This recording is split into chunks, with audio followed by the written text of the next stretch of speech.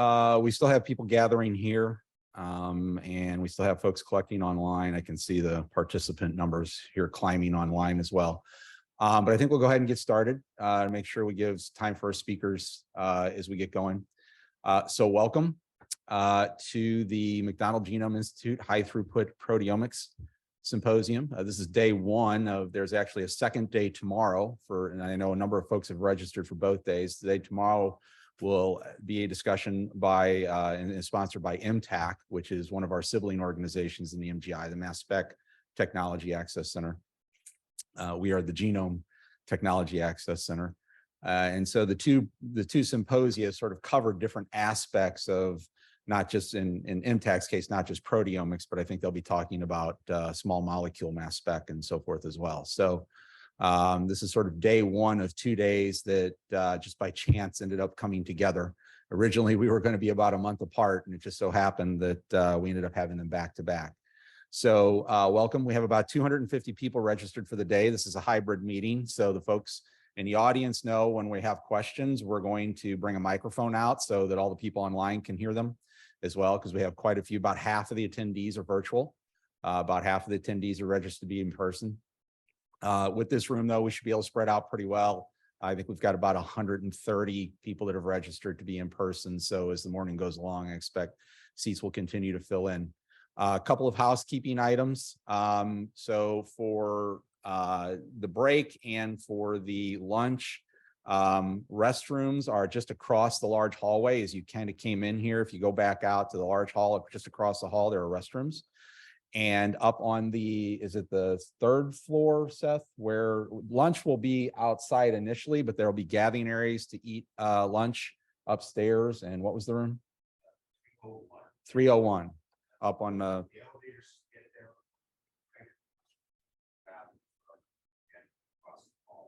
right. I think there's even a little sign on the elevator, or you can take the stairs. So that'll be at the end of the symposium.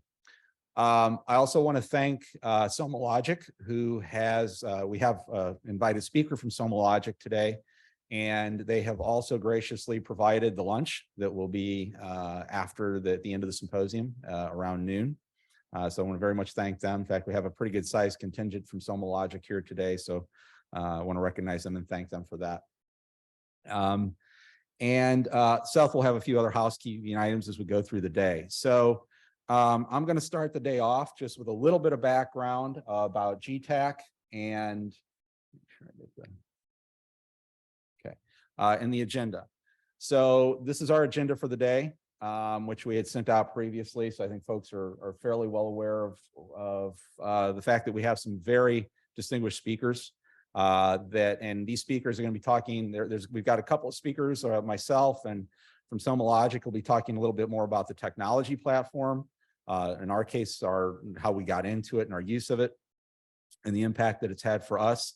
And then we have 4 speakers through the day that are going to be talking about fairly large scale studies and proteomic and multi-omic studies that they've done where they've had significant impact. So these are really going to be how to use it in real world scientific application. And again, as I said, we have some excellent talks lined up for the day. So hopefully everyone will really enjoy hearing what our speakers have to say and get a lot out of this today. So GTAC, for those who don't know, and I suspect most of the people in the room do, but we'll have folks online who aren't as familiar with GTAC, is the legacy of the original, what we are now, GTAC at MGI is the legacy, the original Genome Center at WashU that was involved in generating the data for the original human genome. So after 25 years, there have been numerous morphs and or mergers of organizations, but this is sort of the legacy of that organization. So many of our folks within the organization have had 20-25 years within the academic industry, if you will, with genomics. We're a very large academic center. As you can see here, we generate about 3.5 petabytes of genomic sequence annually. We have 400 plus collaborators that we work with any given year. We process anywhere from 60 to 130,000 samples a year. So we do a lot of genomics. So the question might be, well, why is the Genomics Center talking about high throughput proteomics? Well, this was a bit of an interesting story. So it turned out back in 2015, we had an investigator here in cardiology who approached us about a new technology that he had heard about. It wasn't brand new at that time, but it was, really getting traction around that time, called SomaScan. And he had done some proteomic studies on his own. He had done an aortic stenosis study where he had collected many ELISA data points. He had collected about 30, 40 proteins, 50 proteins, I believe, overall, which, as you know, that takes a lot of sample to generate that much ELISA data. And it's very, very expensive. 40, 50 ELISAs is a lot of money and a lot of time. But he was looking for biomarkers. And so he was testing a lot of known biomarkers. He was testing some brand new published biomarkers, and really just wasn't very happy with the information and data that he was getting out of the analysis. And so he approached us and he said, hey, have you heard about this technology called SomaScan? And I had not, admittedly, and I don't think most of the people in my group had as well. And he told me about it. And basically he was telling me about this array-based proteomic technology. And immediately I was like, no, thank you. I worked at Pfizer for many years. And we had very bad experiences with array-based proteomic technologies, which were mostly antibody-based. And so I was very, very skeptical, but he was very persistent. He said he talked to the folks at Somalogic and said they'd be willing to do a pilot if we would be interested in potentially looking at the platform. So I sort of capitulated, but it was with a great deal of skepticism. So what ended up happening is Soma did agree to do the pilot study. We would use exactly the same samples that were used for the ELISAs because I wanted an apples to apples comparison. And I wanted to be convinced with a gold standard that this array-based technology was actually getting back what they told us it was getting back. And that was about the only thing that was going to convince me that this platform was even worth looking at. Is we saw a lot of correlation between ELISA data and what came off of SomaScan. So the way this was going to be done was that we were going to send the samples off to Soma. They were totally blinded to it. They basically just processed the samples and handed us back data. They had no knowledge of what we were comparing to or anything. We did all the analysis here after the investigation was done. The results of the pilot astounded me. So I actually analyzed the data myself. The first thing I did is I just took the ELISA data and compared it to the raw SomaScan data. It was just internally normalized using whatever standard criteria they use for normalizing signal on their arrays with no knowledge of any of the data we were comparing to. And when I started to see the correlation coefficients between the SomaScan data and the ELISA data, I was almost dumbfounded. I couldn't believe what I was seeing because this was not what we had seen previously when we were looking at other high throughput proteomic type approaches. And so, I'm just showing an example, but what we saw were that the vast majority of these had correlation coefficient, R-squared values that were greater than 0.6. You can even see you can see a lot of 0.8s and 0.9s and 0.7s up here. Very, very tight correlations. Even in the cases where we had like a 0.2 or a 0.3, they were still pretty good trends. And these are R-squareds, not Rs. So, one case down here, MCP1, we had 2 data points that threw it off. Otherwise, it was a very good correlation. Those were probably pipetting errors. So at that point, I was convinced that maybe these guys really had something. So, basically shortly thereafter, GTAC ended up taking on the SomaScan technology for doing this type of work. And over the next 4 years using the 1.3K platform, we generated almost 11,000 arrays worth of data. A lot of that within a 2-year window where we were running at our actual maximum capacity. It took about a year or two for people to understand what it was and that we had it and so forth. And within a couple of years, we ran at capacity. We literally couldn't have run another array if we wanted to. In the last year, we've transitioned over now. We brought in the new system, the new 7K system works very differently. So we had a transition period, and we're now cranking the new 7K platform. So we've moved from the old 1.3K to the 7K platform. There are over 7,000 analytes on this platform. So basically, you're able to look at about 7,000 proteins simultaneously. At least there are levels based on how the technology works. Since that time, I mean, as you can imagine, with running that many arrays, there's been impact. So these are just a handful of papers that have been published by investigators either here at WashU or outside of WashU that GTAC ran the arrays for. Oh, one thing I'd mentioned, the reason GTAC got into this is because the platform that it runs on, the signal's actually measured on what's basically an oligonucleotide array using an Agilent scanner, which we had for our old microarray laboratory. So we already had the technology in-house to be able to run the platform. And this is an indication of the type of work that's come out of using the SomaScan platform. As you can see, there are publications here in the New England Journal of Medicine, Science, Nature, basically the biggest journals in the land. There have been publications that have come out from investigators here at WashU, other investigators that we've worked with the platform. And again, these are just examples from our own work that we were acknowledged for doing the array work for. I'm sure there are many, many others that we were not involved in. So you can clearly see there has been a lot of impact already in the few years that we've been working with the platform.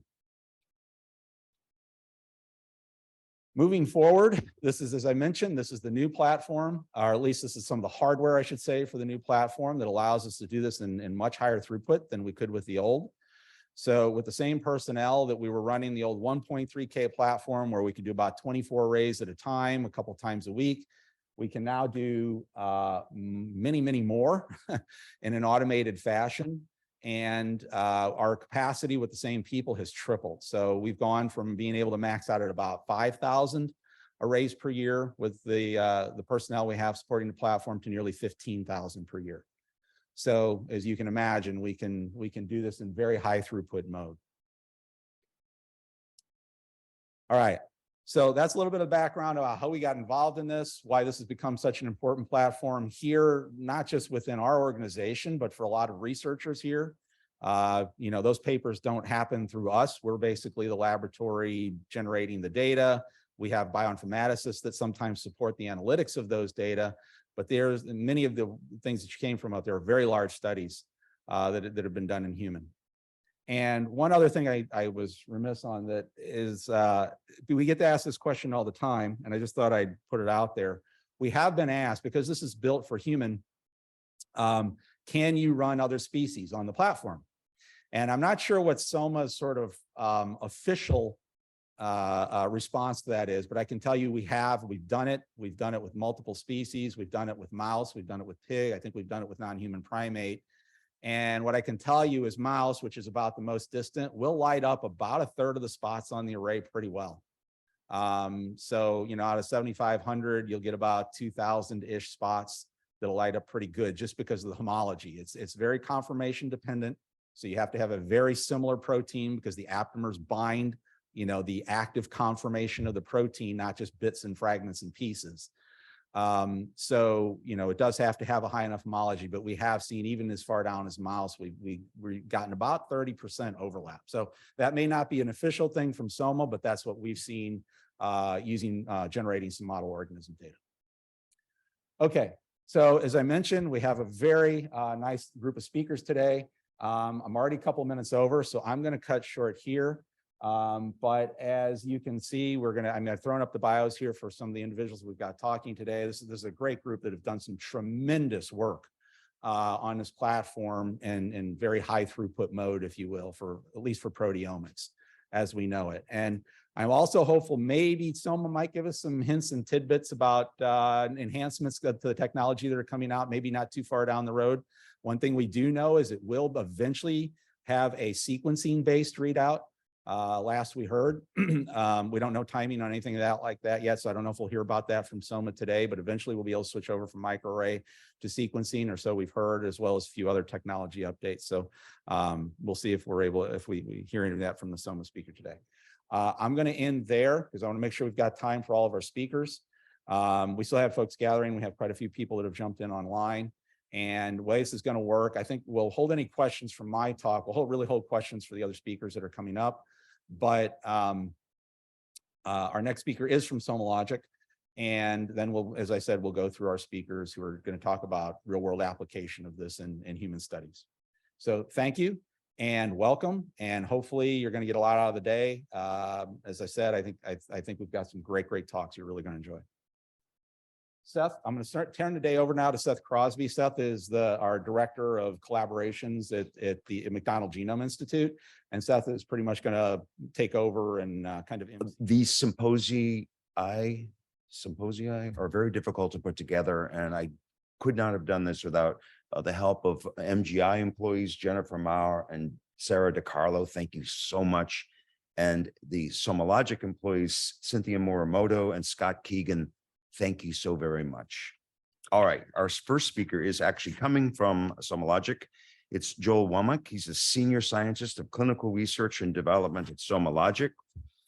Where he focuses on engagements with the external partners and the SomaSignal test, which I don't even know what that is. So that will be interesting. His scientific background is neuroendocrinology and adverse pregnancy outcomes. And he's established an academic core of biomarker labs, as well as designed clinical trials to support the development of next generation blood collection devices in industry. Joel?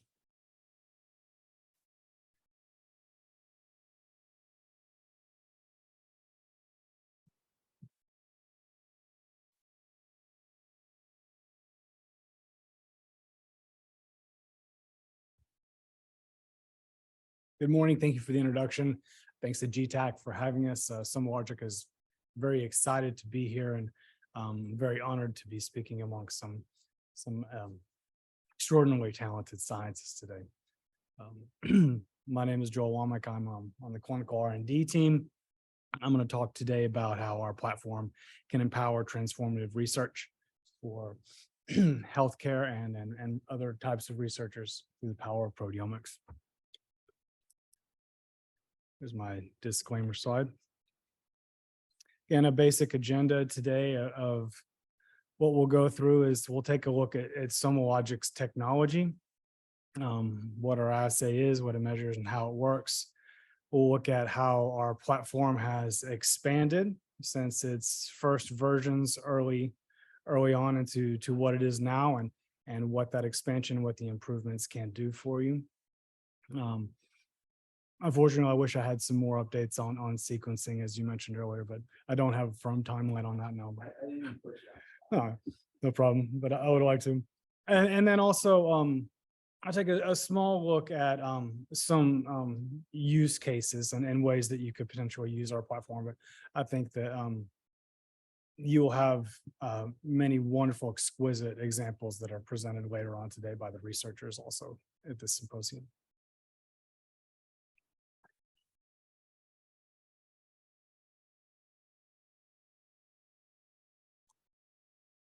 So first, we'll take a look at Somalogic's technology.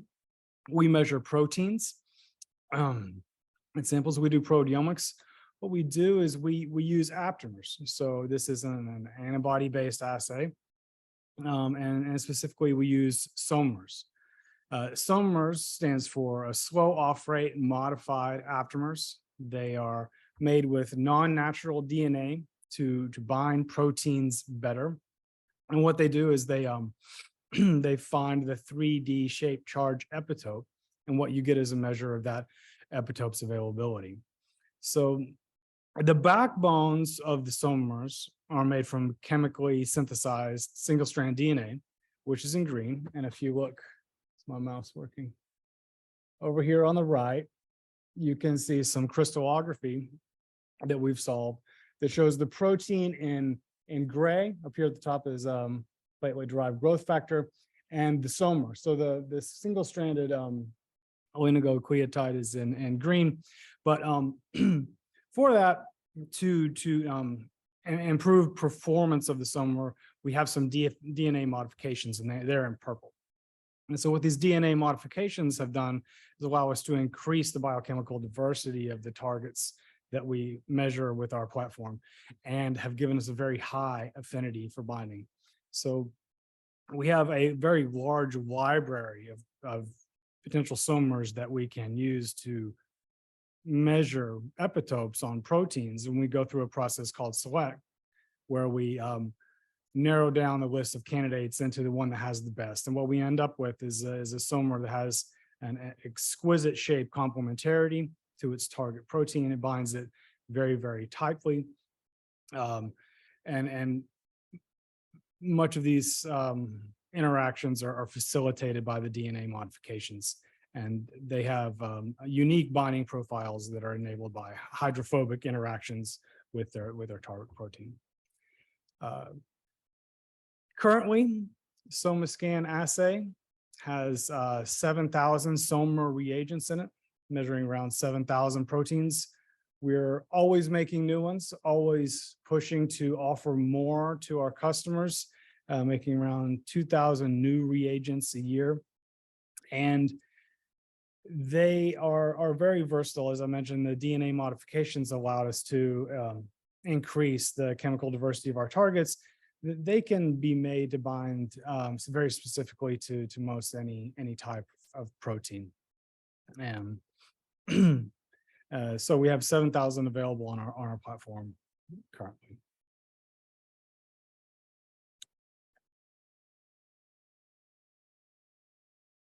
So we'll take a look at the SomaScan assay.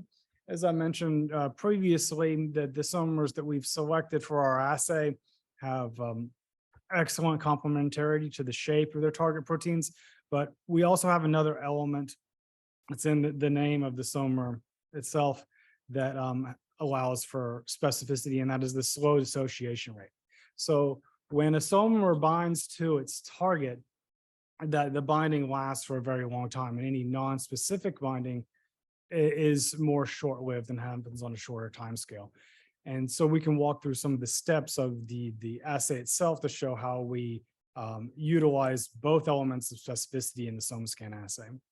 So in the first series of steps, you'll have the SOMA reagents, which are, they come with a biotin tag, a photocleavable linker, and a fluorophore. They are immobilized on streptavidin beads. At this point in the assay, the sample is introduced and allowed to incubate with the SOMAs. And was mentioned previously, we can handle a diverse number of samples from humans and other species. Our core sample types are from blood, plasma, or serum, but we do urine, we do CSF, we do amniotic fluid, and our assay team is very talented at finding ways to produce proteomic signatures from all kinds of different samples. The ones that come in are always interesting, and I'm always impressed with how we can handle that. So back to step one here, the sample is introduced.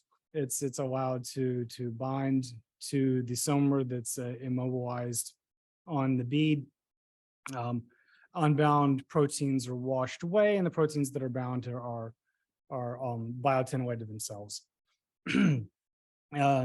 Next, there is a pulse of UV light that breaks the photocleavable linker, and the protein SOMA complexes are released back into solution.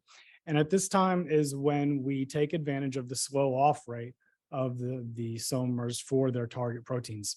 So I don't know if you can see real well, but here are the SOMAs. They've been released into solution. What we do is we introduce a polyanionic competitor, which will bind to any of the proteins that were sticky for DNA and eliminate those non-specific interactions that are going on. So once this occurs, the complexes that once they've been associated, any non-specific binding has been blocked with the anionic competitor. The proteins are recaptured onto beads, and then the SOMAs are released by denaturing the proteins. In the final steps, the SOMAs are eluted, and they are hybridized with the complementary sequence on a microarray chip.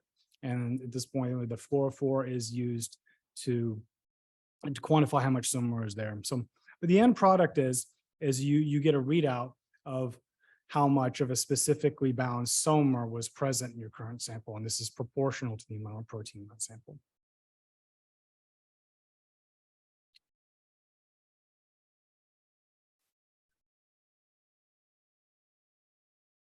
Again, the SomaScan assay offers medical grade precision at scale. So we can assay around 7,000 protein targets in an individual sample, the relatively small sample volume, only requiring around 55 microliters of serum or plasma. And what we get is we're able to also to provide measurements of proteins across their abundance spectrum. So we have a 10 log dynamic range from femtomolar up to micromolar, and we accomplish this with dilution bins. And this is all done in a single assay simultaneously, 155 microliter sample. And our median CV for our proteomic measurements is around 5%. So on the right, what you're looking at is 100,000 runs of a QC sample. And you can look at the fluctuations of total CV, intra-run CV, and inter-run CV. And you can see that they hover right around 5% as it goes on.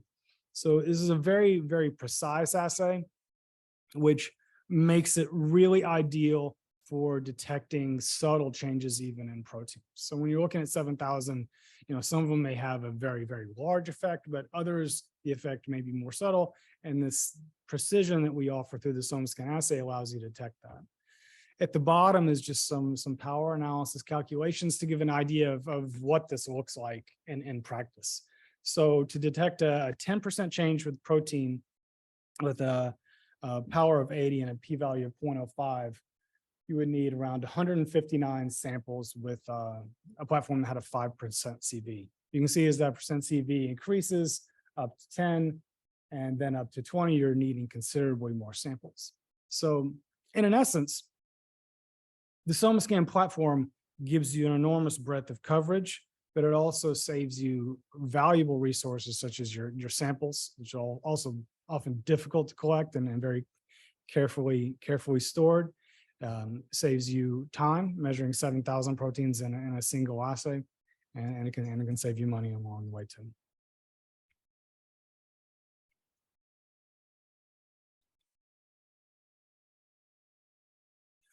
So I'm going to skip a little bit and look at how our menu, the number of proteins available on our SomaScan assay has changed over time, and what are sort of some of the implications of expanding the number of proteins that we measure. So the SomaScan assay continues to grow always. As I mentioned earlier, we're adding around 2,000 SOMAs a year. We're releasing them incrementally in SomaScan batches. Around 2015, we had around 1,300 to 1,500 proteins that were available for measurement on our platform. And that has steadily increased to our current version, which is at 7,000 proteins. Our next launch, predicted somewhere around 2023, should include around 10,000 proteins for measurement. So we're constantly expanding the targets that our customers and ourselves can measure.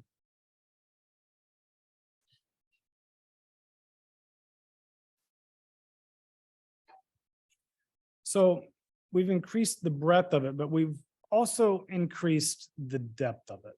And taking a look at this is looking at KEGG pathways, a canonical view of the pathways of proteins and the physiology. So on the left, you're looking at the total number of pathways covered, and they're binned out for, so pathways with 1 or more hits, pathways with 2 or more, 5 or more, 10, etc. We can see, even in our earliest days when we were offering far fewer proteins, around 1,500, we were still covering a large number of the pathways, albeit maybe not as deeply. As we have added more and more protein targets to the SomaScan assay, what we have done is really increase the depth with which we are covering the proteome quite significantly. If you look on the right, the KEGG pathways are broken out across like 6 main categories that are relevant to proteomics.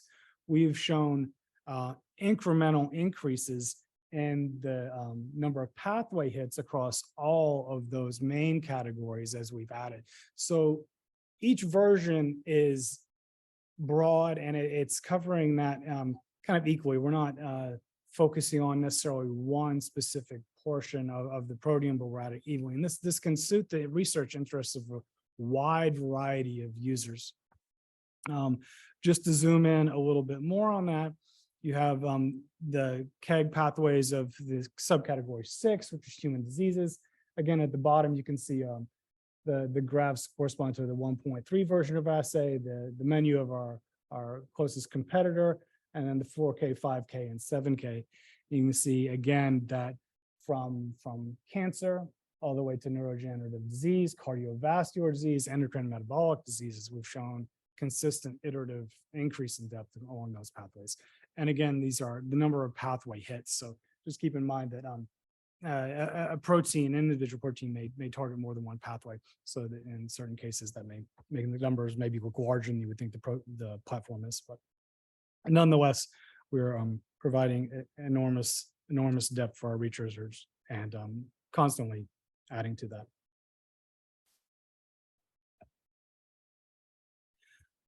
Secondly, looking into the differences between the 5K, our most recent past version of our platform, and the 7K. On the left is all 345 pathways that we're covering. We're on average covering around 50% of each KEGG pathway.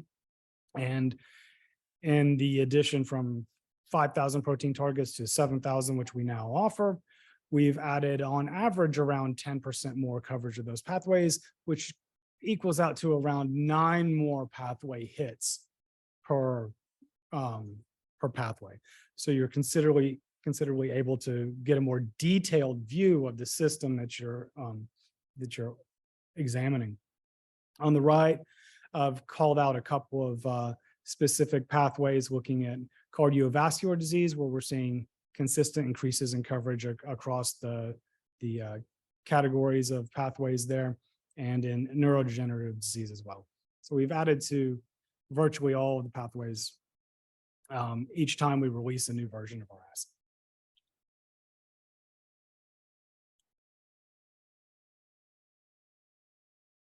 Question we get a lot is, are more proteins worth it? Is it really beneficial for a researcher to have more proteins? What are we measuring here? So this is a look at our SomaSignal tests, and SomaSignal tests are something that we develop. My group has a hand in this at the company. What they are algorithms or models that pair SomaScan data with clinical data to make predictions about current health status or risk of a future health state.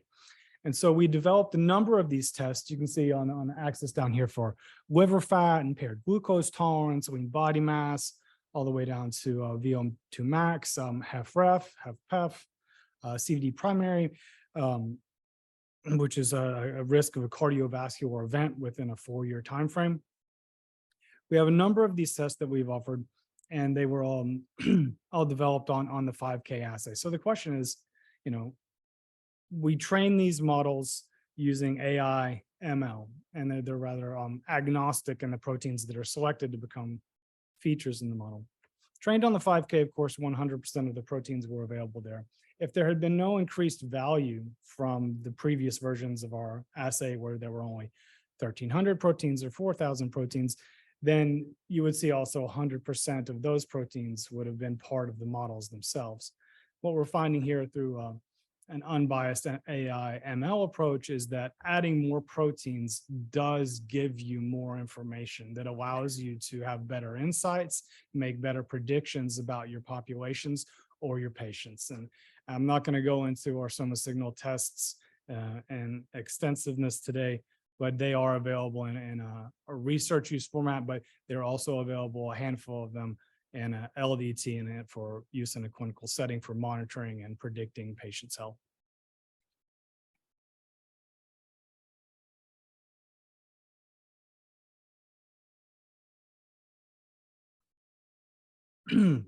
So again, we can take a quick look into a potential window for a use case. There's a broad number of use cases for a platform that's powerful. But first, I thought I'd let you guys take a look at how we've used them, or demonstrated ways where they can be used for investigating protein interaction networks and pathways of disease. So again, looking at canonical pathways and protein interaction networks for particular drug targets. The examples I'll show today are for TNF alpha and for JAK1. So the first thing we do is we'll have a look at the string online database, which is a really nice tool where you can enter in your target protein. It can tell you which proteins are directly interacting with that. So if you have a drug of interest or a biomarker of interest, you want to get an idea of, what your intervention, what your therapy, what the progression of disease looks like, and not just for your marker, but for those proteins that are associated with it. A string is a good place to go to. Most of our work uses a rather conservative approach with protein network diagrams that are only including interactions with the highest confidence. But if you're in the mood to explore and broaden the number of proteins you're looking at, you can definitely listen those parameters on string. It's been a real useful and flexible online database that we use. So we'll take a look at our target of interest. We'll see what the interaction network looks like for it, and then we'll see how much of that is represented on our 4.1 or 7K platform. And then similarly, we can do the same thing with KEGG, see how many pathway hits is this protein interaction for a drug target hitting on, and how much of that is covered by our platform. So here we are. On the left is your string diagram for TNF alpha. The TNF alpha is circled in red there in the middle. These are high confidence interactions. So it has around 51 proteins that it interacts with, or according to string. And what's circled in green are the number of proteins that are available on our platform. So if you're interested in TNF alpha, you can investigate that to see if maybe there was a drug or some other sort of therapy or variety of other interventions that could alter that. But you can also look at what that intervention does to the proteins associated with your drug target. So you really get a very broad and detailed view of what your system is doing and how it's changing over time. And on the right is a list of the proteins that are over there.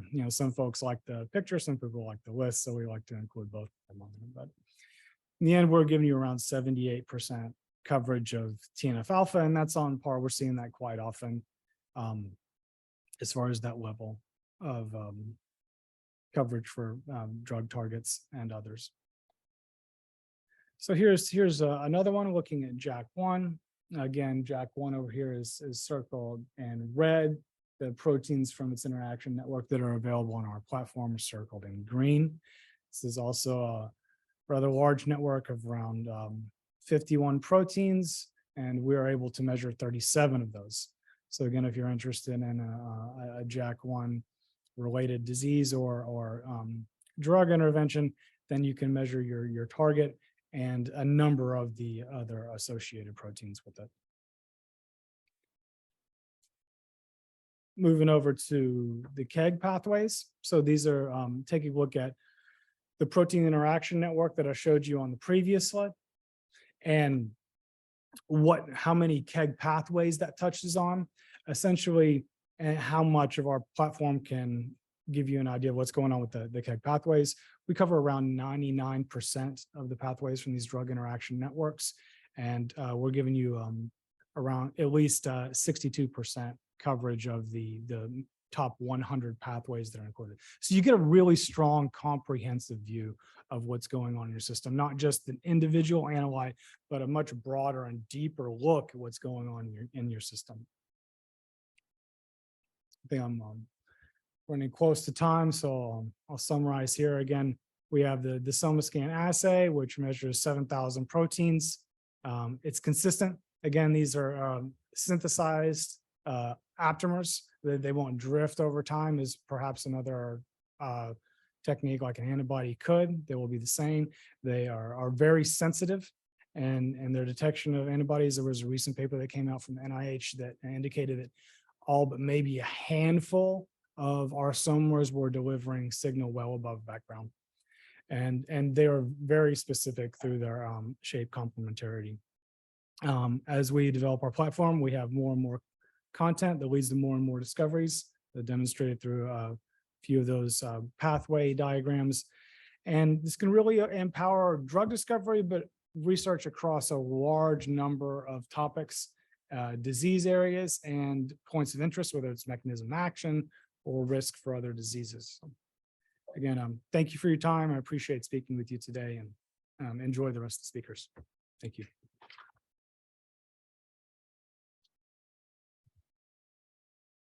All right, we're running a little bit late, but there is one question that came over the chat box, and I don't know the answer to it. Is your assay limited to soluble proteins such that membrane proteins and, oh, wait a minute, no, I did answer that one. Hang on, let me get back to it.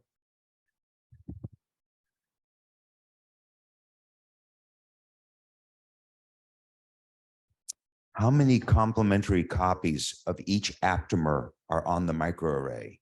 Is this a saturatable process? And I think that means that how many different aptamers can recognize the same protein?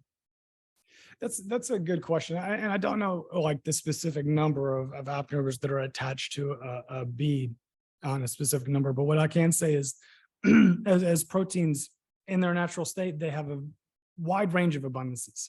So it's like something like albumin, which is very, very present in sample, and something maybe like an interleukin, which is very, very kind of scarce. What we do is we separate out those proteins based on their abundance into different dilution bands so that we are not oversaturating. We're getting the right signal to noise ratio as we run them through our assay. So that's perhaps an answer to that. And I'm not sure I could address the exact number on a bead, but we do handle saturation through dilution factors. There's another question in the back, and Claudia, our next speaker, if you would like to share your screen now, go ahead at will. But yes, in the back. Yeah, I had two quick questions. Are the measures that it returns sort of like absolute, like it tells you you have this many femtomolar of protein in your sample, or is it sort of relative that you have twice as much in this sample as in that sample? It's a great question, and what we return is relative fluorescent units. So we're not returning absolute concentrations, but they are proportional, and there is orthogonal work that can be done to get an idea of how that relates to a concentration. But we find shape availability to be very informative, very useful in health research. Guys, I'm going to go ahead and halt the questions for now because we're 20 minutes behind. So I'm going to move on. Claudia, the technician, is allowing you to share your screen, right? Yes. Okay.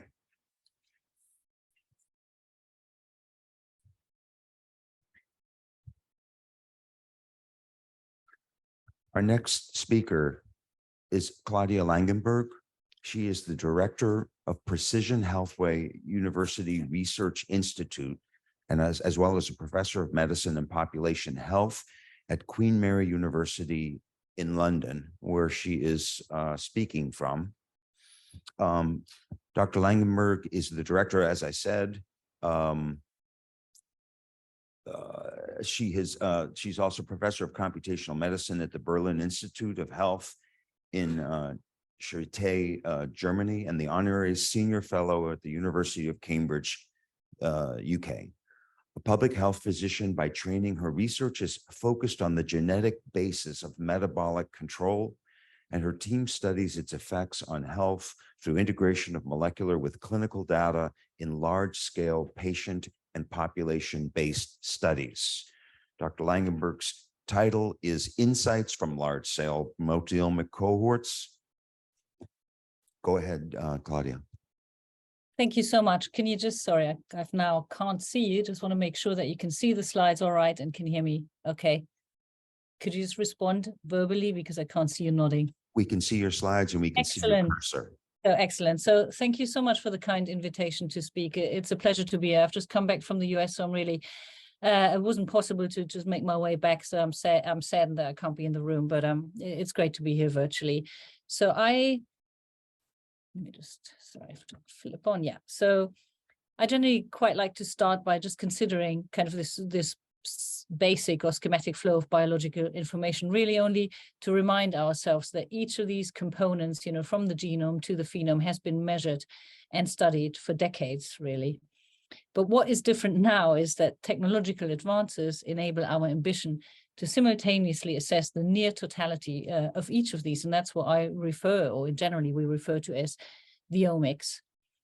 And not only that, this can now be done in huge numbers, so at population scale, not the hundreds of thousands, but hundreds of thousands of samples. And if you consider DNA, we've gone from variant to genome-wide to genotyping to exome and now whole genome sequencing in huge numbers. And the same is now happening for proteomics, metabolomics, and also phenomics. What I mean by that, phenotypes and diagnostic codes, diseases based on electronic health record data.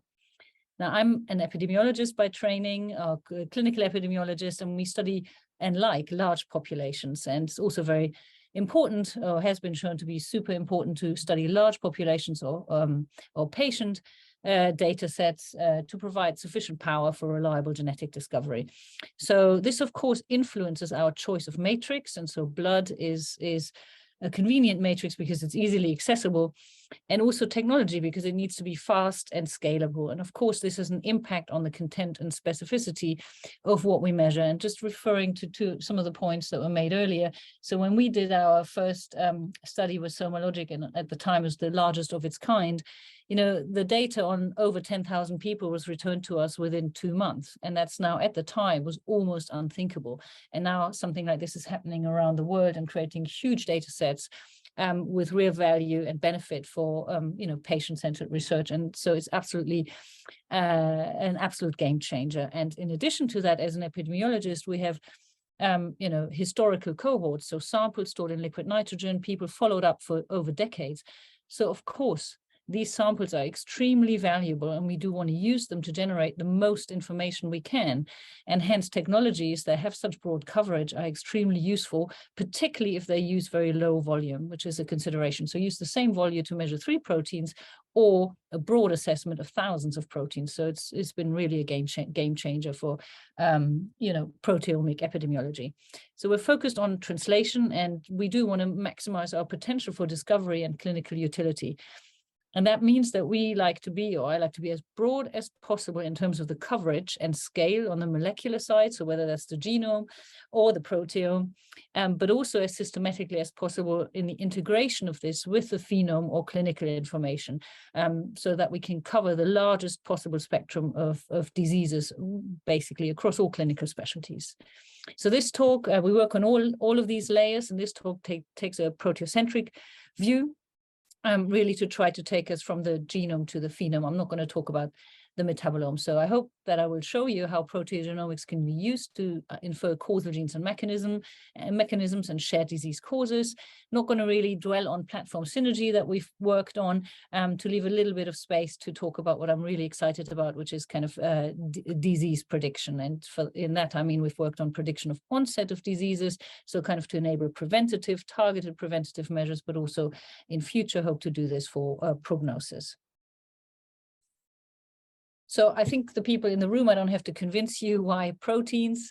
You know, we all know they have key roles in diverse biological processes. They're dysregulated in disease and the most important class of drug targets.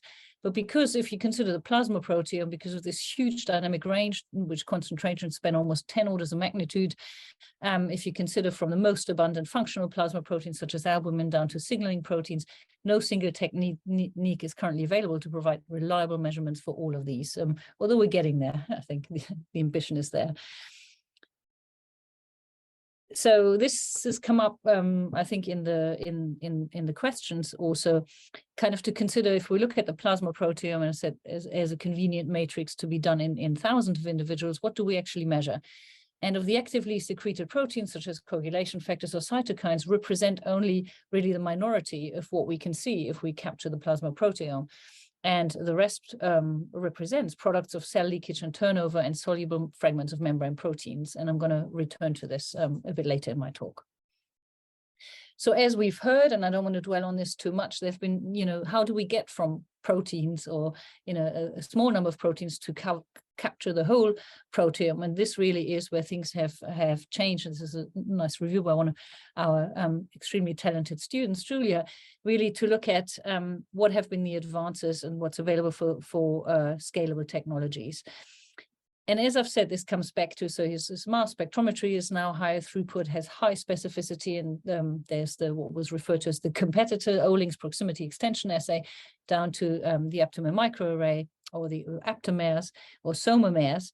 And I just want to come back to say that for us, the initial discovery stage, or at the initial discovery stage, setting up these research questions, the broadest coverage or the broad coverage is more important than having the best assay or most specific assay for a given protein. And of course, that depends on the question, but for us in the endeavors and studies that I want to show you, that's the priority. So here's a study. I've just moved to Queen Mary University of London to start this new Precision Healthcare Institute. But before, I was for a long time in Cambridge. And there's a study, the Fenlands, an area not far from Cambridge or in Cambridgeshire, where we did the Fenland study. And what is very special about Fenland is these people, compared to older cohorts you may have heard about, such as Framingham or others, this is a relatively young cohort, so born between 1950 and 75. So when people were recruited, the vast majority was still were treatment naive and didn't have, there wasn't a high prevalence or of long-term chronic conditions. So it's relatively healthy and young and contemporaneous. So we've got not sequence, but genotype data and densely imputed, and we generated proteomics data in a collaboration with Somalogic on the SomaScan version 4. So around 5,000 aptamers in these people.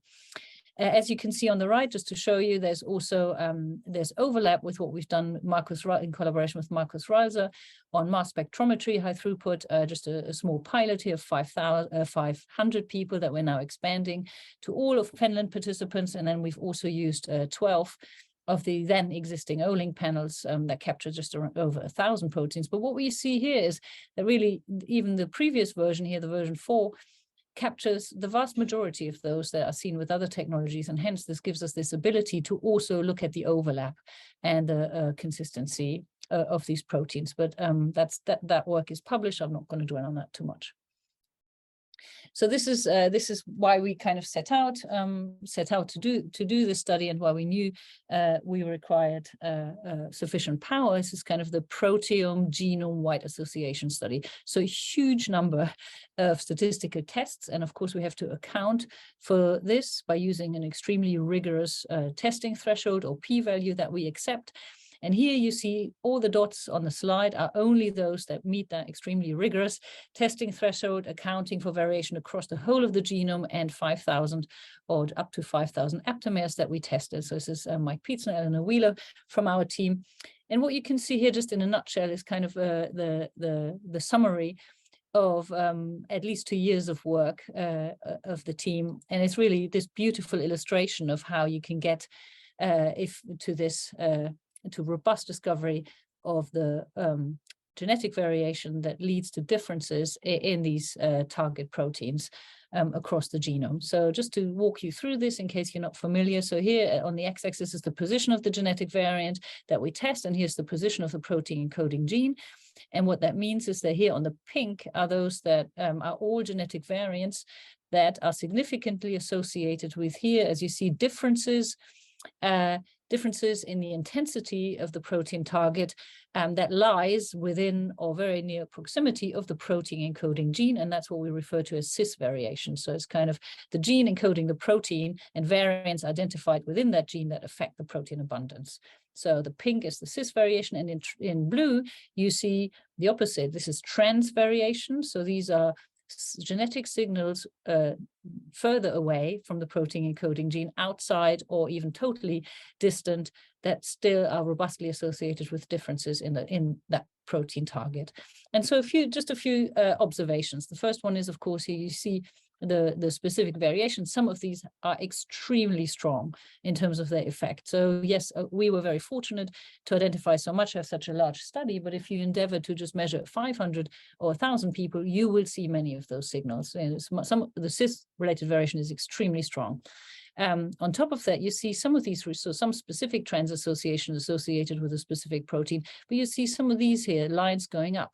And what that is extremely pleiotropic trans variation. So genetic regions that are associated with hundreds or thousands of these protein targets. And the bit that I really like is what you see here at the top that the team integrated is, so here you can kind of qualitatively distinguish this trans variation, because you can see these kind of little lollipops where you have some of these regions associated here literally with thousands of CFH, thousands of proteins. And then you can see by the size of the bubble, the number of independent variants. So if you do like an analysis that's conditional, so considers all the genetic variations at the same time, so only those that kind of have an independent contribution stand up, statistically speaking, then you see some of these are driven by extremely few independent variants, but others represent a lot of independent signals just within one genetic region. So that's fundamentally different how you judge this these pleiotropic associations. And that includes regions which are known to be pleiotropic based on what we know, what our understanding is from their associations with different diseases. So if you scale up, you find more. So this is 2,500, over 2,500 genomic regions that were associated with at least one out of 3,892 protein targets. And at the time, a lot of that had not previously been reported, and it's kind of led to over 10,000 SNP protein target associations that we identified.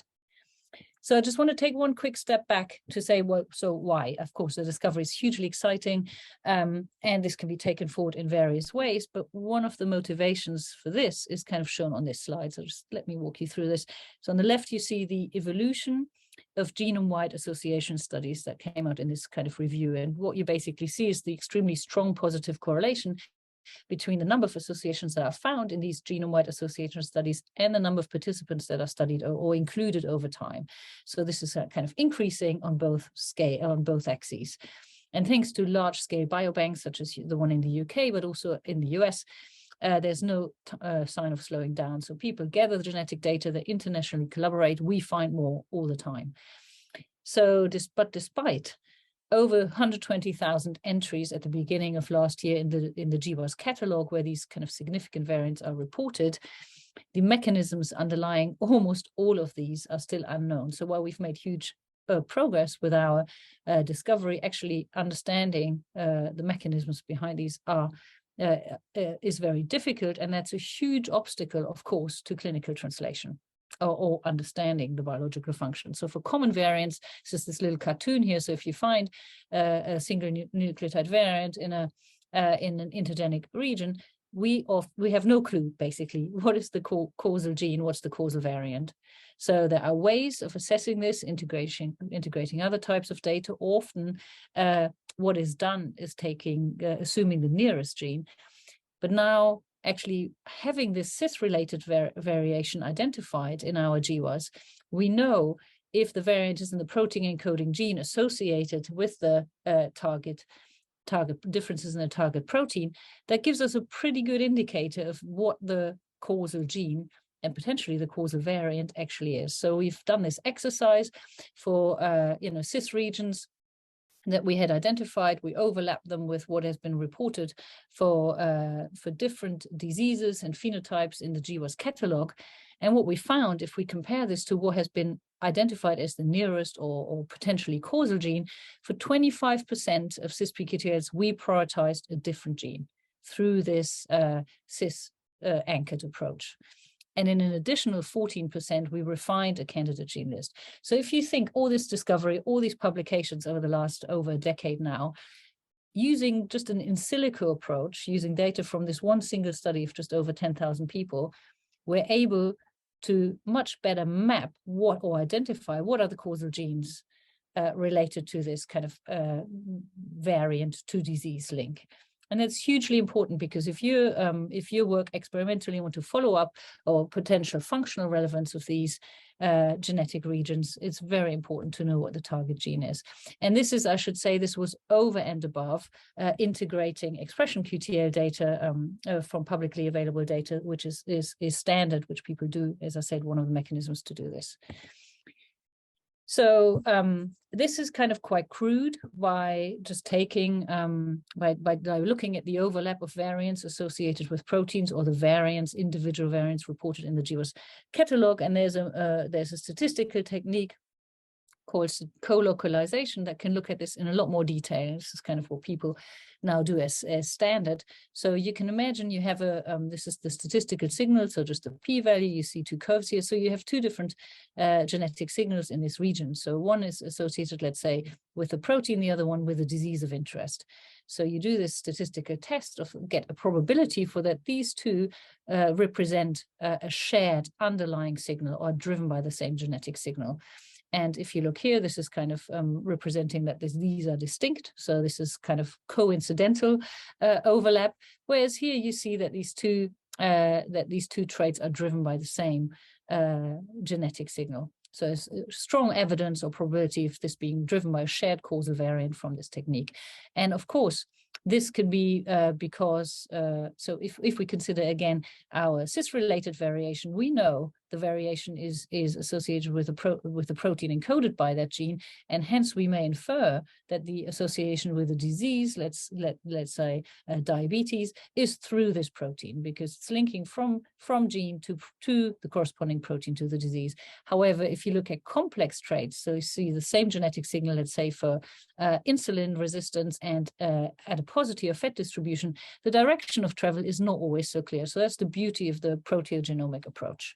And that's now used large scale by industry to kind of try to infer potential drug targets that link genes to diseases at scale. So I now want to come back to what I said at the beginning. So for the majority of protein targets, we know that they're not actively secreted. And that's another important use of tissue expression data.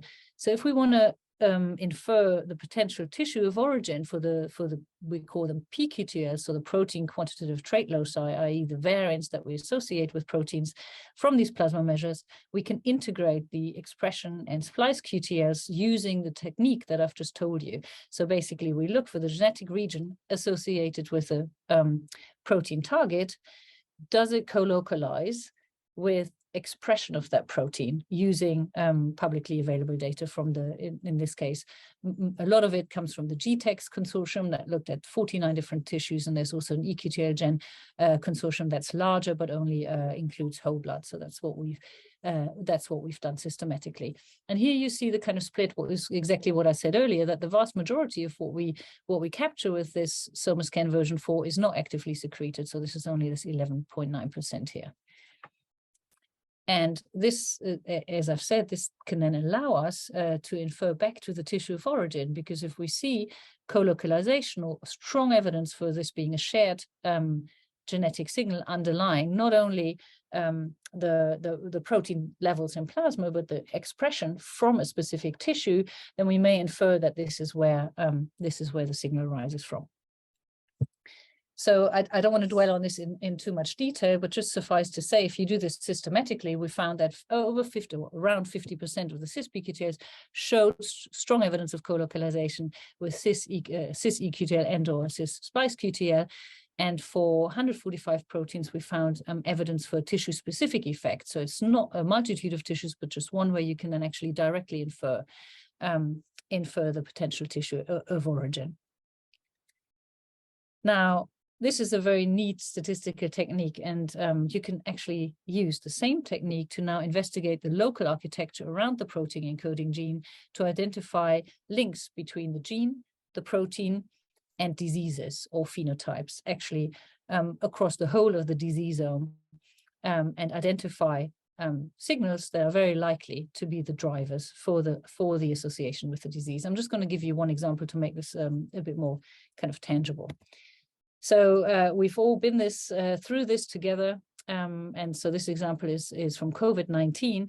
where the COVID-19 gene host genetics initiative analyzed genetic variation in the host, so not the viral genome, but genetic variation in the host associated with prognosis.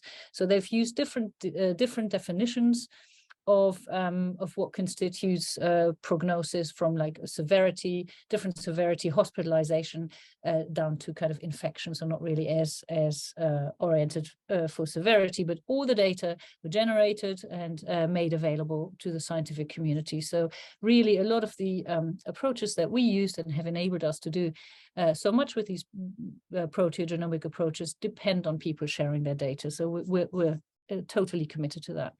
So here we've done exactly the approach I've just outlined, and used the data for COVID-19 from the Host Genetics Initiative. So we've literally iterated through all the cis-related variation to see which of those may be most robustly associated with poor prognosis from COVID-19. And what we identify is here the ETS-related transcription factor L5, or brief L5, is the most robust candidate protein, and it had the strongest effect across these various outcomes for adverse effects. And I mean, in large-scale studies such as these, and for a common genetic variant, this is not a rare variant, an odds ratio of 5 for a severe prognosis or hospitalization is pretty sizable. But importantly, as I've told you, we can also integrate the expression data from GTACs, and we saw that this signal that we identified from gene to the protein was also specifically driving expression of this signal in lung. And if we use a technique that integrates all these different layers of data together, so with the protein, the expression, and the various clinical outcomes, it's called multi-trait co-localization, and that prioritized the identified variant as the likely causal variant driving this. And as I said, this is not a rare variant, but relatively common. So then we were lucky at the time. I was at the Berlin Institute of Health in Berlin at the Integrated Charité Hospital. So I didn't personally have experience with this, but because of working with our colleagues, we were able to use single-cell RNA-seq to look at, given the specific lung expression, to determine F5 expression at different sites of the respiratory system, which is what you see here on the right. And so olfactory mucosa, nasopharynx, and lung. And what we found, together with Søren Lucas and Christian Conrad and Lawrence Truer, who was a PhD student, is now a postdoc there, that L5 was highly expressed in epithelial cells that are also the target of SARS-CoV. And F5 expression in cystenticular cells correlated with TMPRSS2 expression, which was already at the time known to be important for viral entry. So it really shows how these agnostic approaches or proteogenomic approaches that integrate data, or apply this to clinical data, and then follow up with more specific single cell data, can really help us to better understand the biology of, in this case, a very devastating pandemic disease. So we've done the kind of natural next step, which is to expand this to integrate the identified genetic protein signals with a huge range of different diseases and traits that span almost all clinical specialties. And again, that's only possible because so much of this data was available or is captured using electronic health records in large-scale biobanks. And so the same principle applies. We've just basically integrated the genetic drivers of the proteins with any disease where we had genome-wide data, so that we could use this technique that I've outlined, and then put this together in what we call a proteogenomic map of human health, so that you can explore interactively if you go to our web server. And this, let me just go one. Yeah, sorry, I come back to a bit more detail about the genomic map and in the next slide. So here, just if you look at the left, this is just illustrating. So we put all of this together in a network that had over 1,800 connections. And this is just kind of a summary of all the connections we identified. And on the left, these are just two different ways of demonstrating you this. So on the left here, we have the number of co-localizing protein target genes related to here diseases, and here continuous traits. So you see here that coronary artery disease and lipid-lowering medications were the two clinical clinical traits that co-localized with the largest number of proteins. So you may assume why that is. And on the right, you see the exact opposite. So you see the number of co-localizing phenotypes for a given protein encoding gene. And I'm going to give you an example for this. And actually at the very top here, you see with over kind of 150 is GCKR, which is one of the best known pleiotropic regions in the genome.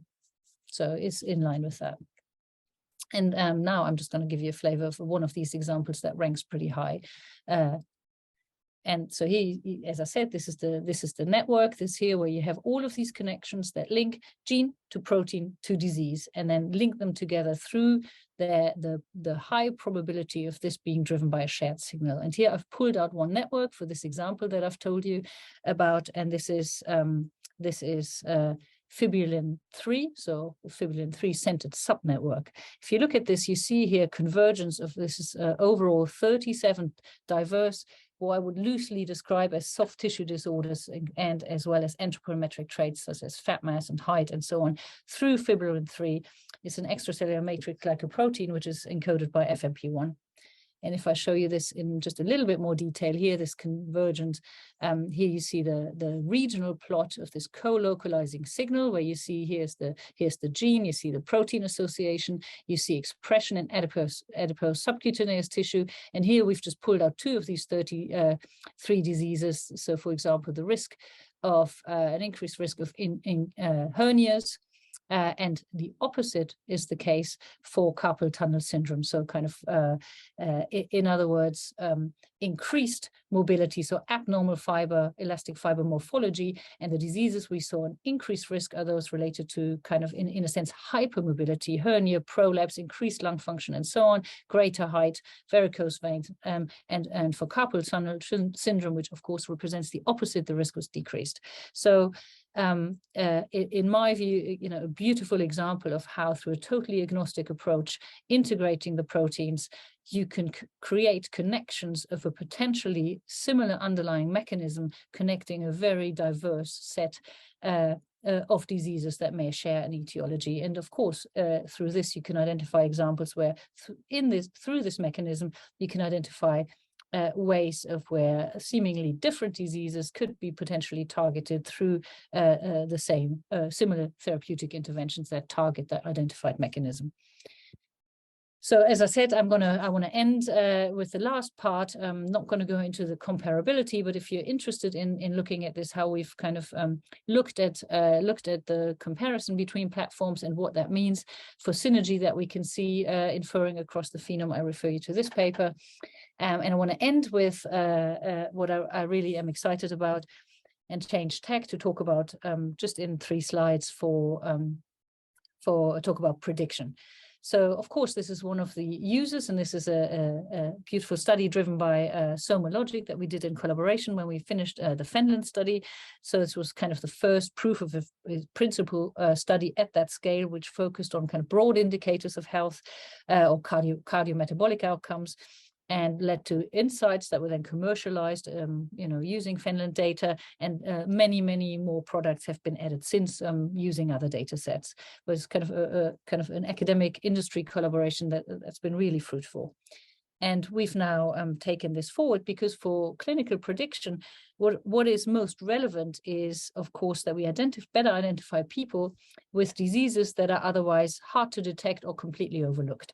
And that's a specific interest of mine. I used to work for a long time at the MRC Epidemiology Unit in Cambridge, where the focus is on type 2 diabetes and metabolic disorders, and hence isolated post-transit hyperglycemia is a very important entity. So this is Julia, who also wrote the review, who's led this work, which actually comes out next week in Nature Medicine, if you're interested.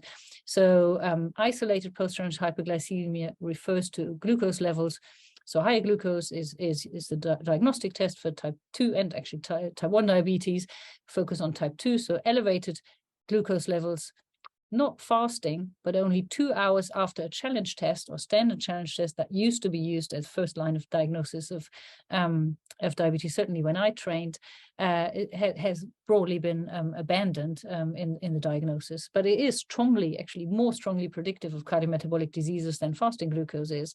And it is very rarely measured because of the complexity of getting people in, having them fasted, giving them a challenge, and that's disruptive. Of course, these people can be, some of these people with post-challenge hyperglycemia or raised levels after the test can be identified using HbA1c or fasting because they have a combined disorder. However, people with isolated, by definition, are not captured.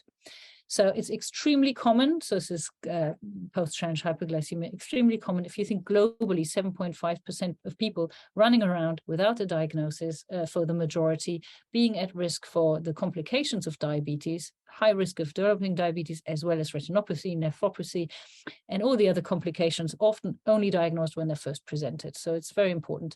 So given that these people are missed, our question really was, is it feasible to identify a fasting proteomic signature or based on a single test without the need for an oral glucose challenge to design something that can help to predict isolated IGT? So we used machine learning, as the first talk alluded to. It's a very powerful technique. And because we had over 10,000 people with oral glucose tolerance tests, quite unique. Not many studies around the world have done this in these people who are not diabetic, or at least not diagnosed, and maybe biochemically diabetic, but not diagnosed. We could afford to use a huge test for our machine learning. So here, half of the study for training and feature selection of the machine learning algorithm. And then we used a quarter for the optimization of the parameters we identified, and then a totally independent set to evaluate our model performance to avoid overfitting. So just in a nutshell to end, is if you look at this here, just look at the right, which is the isolated IGT. So very important in predictive studies or prediction here of onset is the ability to compare yourself to the existing clinical gold standard. And that's what we try to do, to embed this in clinical reality.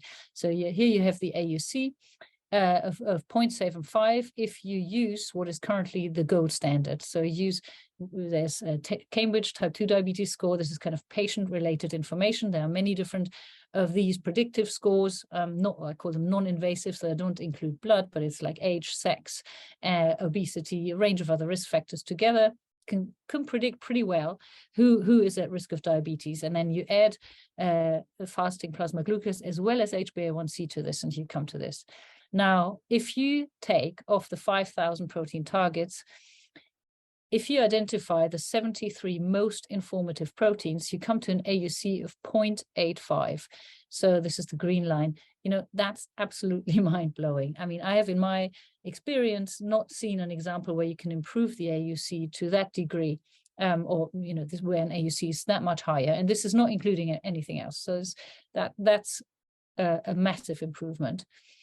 However, also, this is 73 proteins, that were most informative. Of course, in clinical practice, the sparsest model with the fewest informative proteins is most useful.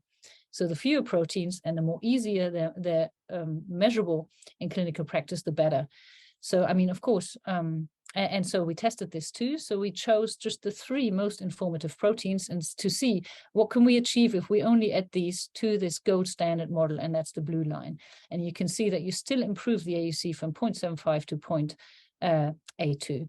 So again, a massive improvement based on these 3 proteins alone. And in collaboration with Somalogic, we then went back, and Somalogic had tested systematically which of their protein targets are affected by fasting versus not fasting. And these 3 are actually robust to not being fasted. So in theory, they could actually be measured at, in a sample that's not even fasted. So hugely more convenient than an OGTT.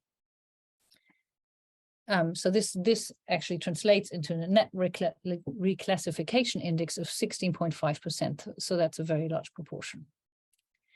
So as I said, we're committed to, transparency and data sharing. So if you're interested, we put the data related to our projects on this web server that is designed in collaboration with people at the Helmholtz Center in Germany, Kabi Kastenmüller's team. So you can explore the targets, the network, SNP lookup, but a variety of studies are published there, or the data is there now. And if there's anything not clear, please do get in touch.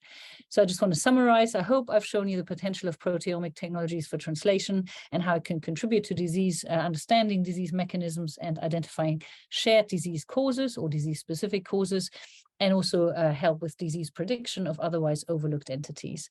So also none of this would have been possible without our successful academia industry collaboration. So I'm hugely grateful to our many partners, and specifically Somalogic, has made this a real success. So many other people have contributed, and I get the chance to go and present all of our work. But of course, this is done by very many people around the world. So finally, thank you all very much for your kind attention. I hope I haven't gone on for too long, and I look forward to your questions.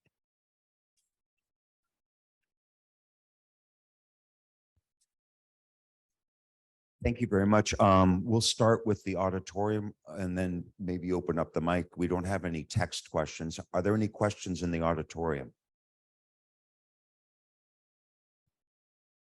All right, very good. You're welcome to unmute yourself if you would like to ask a question to Dr. Landenberg. All right. Dr. Landenberg, that was an absolutely beautiful presentation. Thank you so much for sharing it with us. I'm just looking forward to going back to your slides so that I can go to some of the sites that you suggested.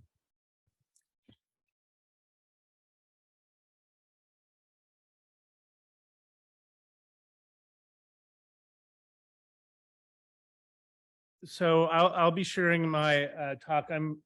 My experience with lung disease. I'm at National Jewish Health in Denver, Colorado, also at the University of Colorado. I have no. Let's see if we can advance this.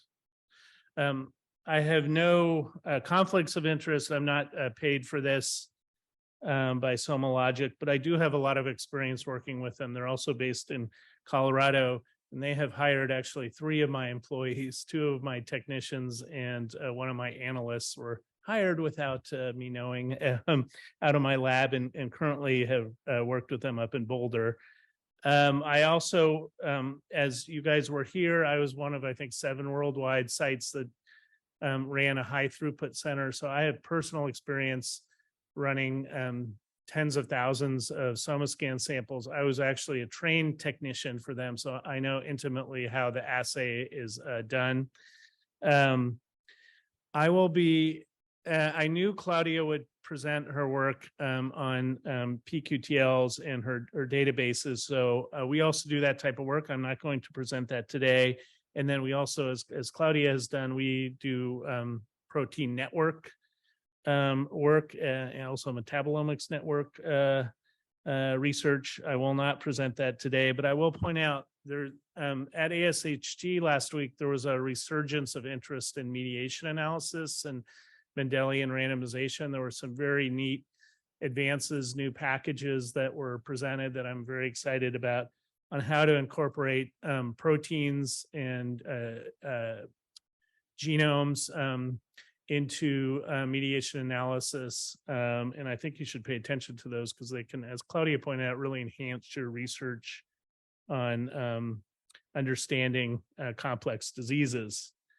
I'm going to leave some time at the end. I have a lot of experience with SomaScan, but I also have experience with Olink, the rules-based medicine, which is a Luminex platform. I published some of the first lung proteome work, and that was all done really with mass spec and dyes. And I also, for those who remember, CellD or Cyphergen proteomics, I had experience with that. So I have a lot of broad proteomics experience on different platforms. And we have a recent publication, as does Claudia, comparing these different platforms and how similar they are. So the learning objectives really is for you to learn a little bit about a common respiratory disease, which is called chronic obstructive pulmonary disease, or COPD, and learning about its complex nature and using it really as a paradigm to understand complex diseases. We will talk about our experience with SomaScan and studying this disease. And then I'm also going to point out, Claudia mentioned these sort of insights, the unexpected insights that you can gain from large-scale proteomic studies. I'll talk about one in which surprisingly found that the SomaScan tool can be used to detect genetically related lung diseases, and the alpha-1 antitrypsin is one of the most common genetic lung diseases in this country. And surprisingly, we found that SomaScan really had near perfect sensitivity and specificity for identifying those subjects. And then the last thing I will talk about is something that's really come out of the genomic research field, and that's how to develop risk scores, and specifically protein risk scores. Because as you get to 5,000 or 7,000 or 10,000 proteins, just like in the genomic world with 10,000 or 30,000 genes, or 20,000, 30,000, how do we make sense of all of these measurements, and how, and particularly when you have small effect size, how do you build up models to understand disease when you have so many targets to look at, and they might have cumulatively, or each a small effect, but cumulatively a large effect in predictive value for diseases. So here I'm going to first start with COPD. COPD is actually will be the third most common cause of death worldwide, according to WHO. And prior to COVID, it was the third most common cause in the United States. It is the only major disease whose death rates are increasing over the last 20 years, as shown here. And to put it in perspective, these are causes of death in the United States. Lower respiratory tract disease, as mentioned, is moving up. COVID is pushed that down for reasons I won't go into today, but I expect a rebound now that we're leaving the COVID era, hopefully, at least. I am a pulmonologist, critical care physician. I still do practice, so we've been clobbered in the last 2 years. I'm really looking forward to non-COVID critical care and pulmonary medicine soon. So what is COPD? COPD, as I mentioned, stands for chronic obstructive pulmonary disease. And as you know, everybody sort of is born with healthy lungs, if they're nice, pink, beautiful lungs at birth. But unfortunately, in this country, and especially in Europe and developing countries, people pick up tobacco smoking. Nicotine is a very addictive substance. And unfortunately, they pick it up around the same time that your lung is still growing. And most people don't achieve maximum lung size until early adulthood, in the early 20s for women and mid 20s for men. And that's 5 or 6 years before people typically start smoking. And what we really want to know is, what are the factors that lead some smokers to develop severe lung disease in old age, whereas others can smoke and apparently have no adverse ill effects for their lung. They still might have cancers or heart disease, but they don't develop COPD. So how can we use molecular testing to identify the biology, which and variation in human biology, which can give us better clues on why some people develop COPD when they smoke and most people don't. And in this country and most developing countries, the majority of COPD is due to tobacco smoking. However, in third world countries, there's also air pollution. Poor air quality is a component for the risk. So the other question that we are also very interested is this kind of pleomorphic effect of the disease and the heterogeneity of the disease. And that is for the people who develop COPD, what type of phenotype do they have? And this is a heterogeneous disease I'll show you in just a second. So how do we determine what type of disease phenotype they develop? So the most common one, in fact, what the disease is named after is the obstructive aspects of COPD. It's chronic obstructive pulmonary disease. And that refers to the inability to get air out of the lung on expiration, very similar to asthma. In fact, the two disease, asthma and COPD, are clinically very similar. But the way this is diagnosed, and it's the standard research definition, is through spirometry. And we define it as having an impaired exhalation of air at 1 second, or FEV1. So if you have below 70% of your air is, if you're able to expel less than 70% of your breath at 1 second, that usually gives you the diagnosis of COPD. But there are other phenotypes that are important. One of them is emphysema, and we typically diagnose that with a CT scan or an X-ray of the chest, is shown here. And we look at the lung tissue. And then my research team, a lot of the projects I'm working on currently, we're sort of leading on how to quantitate that from a CT scan. So we're doing quantitative estimates of emphysema. We've automated these measurements, and I won't go into them today, but this is how we quantitate the severity of emphysema. And then two phenotypes, which are common. If you're a clinician, you may have heard of them and probably seen patients, but I won't talk about them too much today. And those are the chronic bronchitis, which is a clinical phenotype of COPD, where there's cough and sputum production due to airway inflammation and overproduction of mucus in the airways. It's very similar to asthma. And then we're also talking about the chronic exacerbator phenotype. I do have some proteomic studies on that, but I won't talk about that today. I will talk about heterogeneity of disease, and I think this is important for complex diseases, is many of them, such as cardiovascular disease and respiratory diseases such as COPD, are actually quite heterogeneous, as shown here. This is one cohort, which I'll talk about in just a minute, COPD gene, where I plotted the three common phenotypes that we learn about or subphenotypes of COPD that we learn about in medical school. Airflow limitation, or chronic obstructive pulmonary disease, as I mentioned, by spirometry, is on the x-axis, and the people on the left of the vertical line are the ones who have spirometrically defined COPD. And then on the y-axis is the severity of emphysema by CT scan, quantitative CT scan analysis, as I just mentioned. And then the color coding is those who meet the clinical definition of chronic bronchitis. And I put this slide up mostly to demonstrate how heterogeneous this disease is. So we have some people with severe emphysema, little airflow obstruction, other people with a lot of airflow obstruction, no emphysema, some with bronchitis, some without. And I think understanding this heterogeneity would make you realize that if you just lumped everyone together in a clinical study or in an analysis, genetic or genomic or proteomic analysis, you actually might miss some important associations because of the heterogeneity of disease. And here's a clinical example from my clinic of two patients who they had identical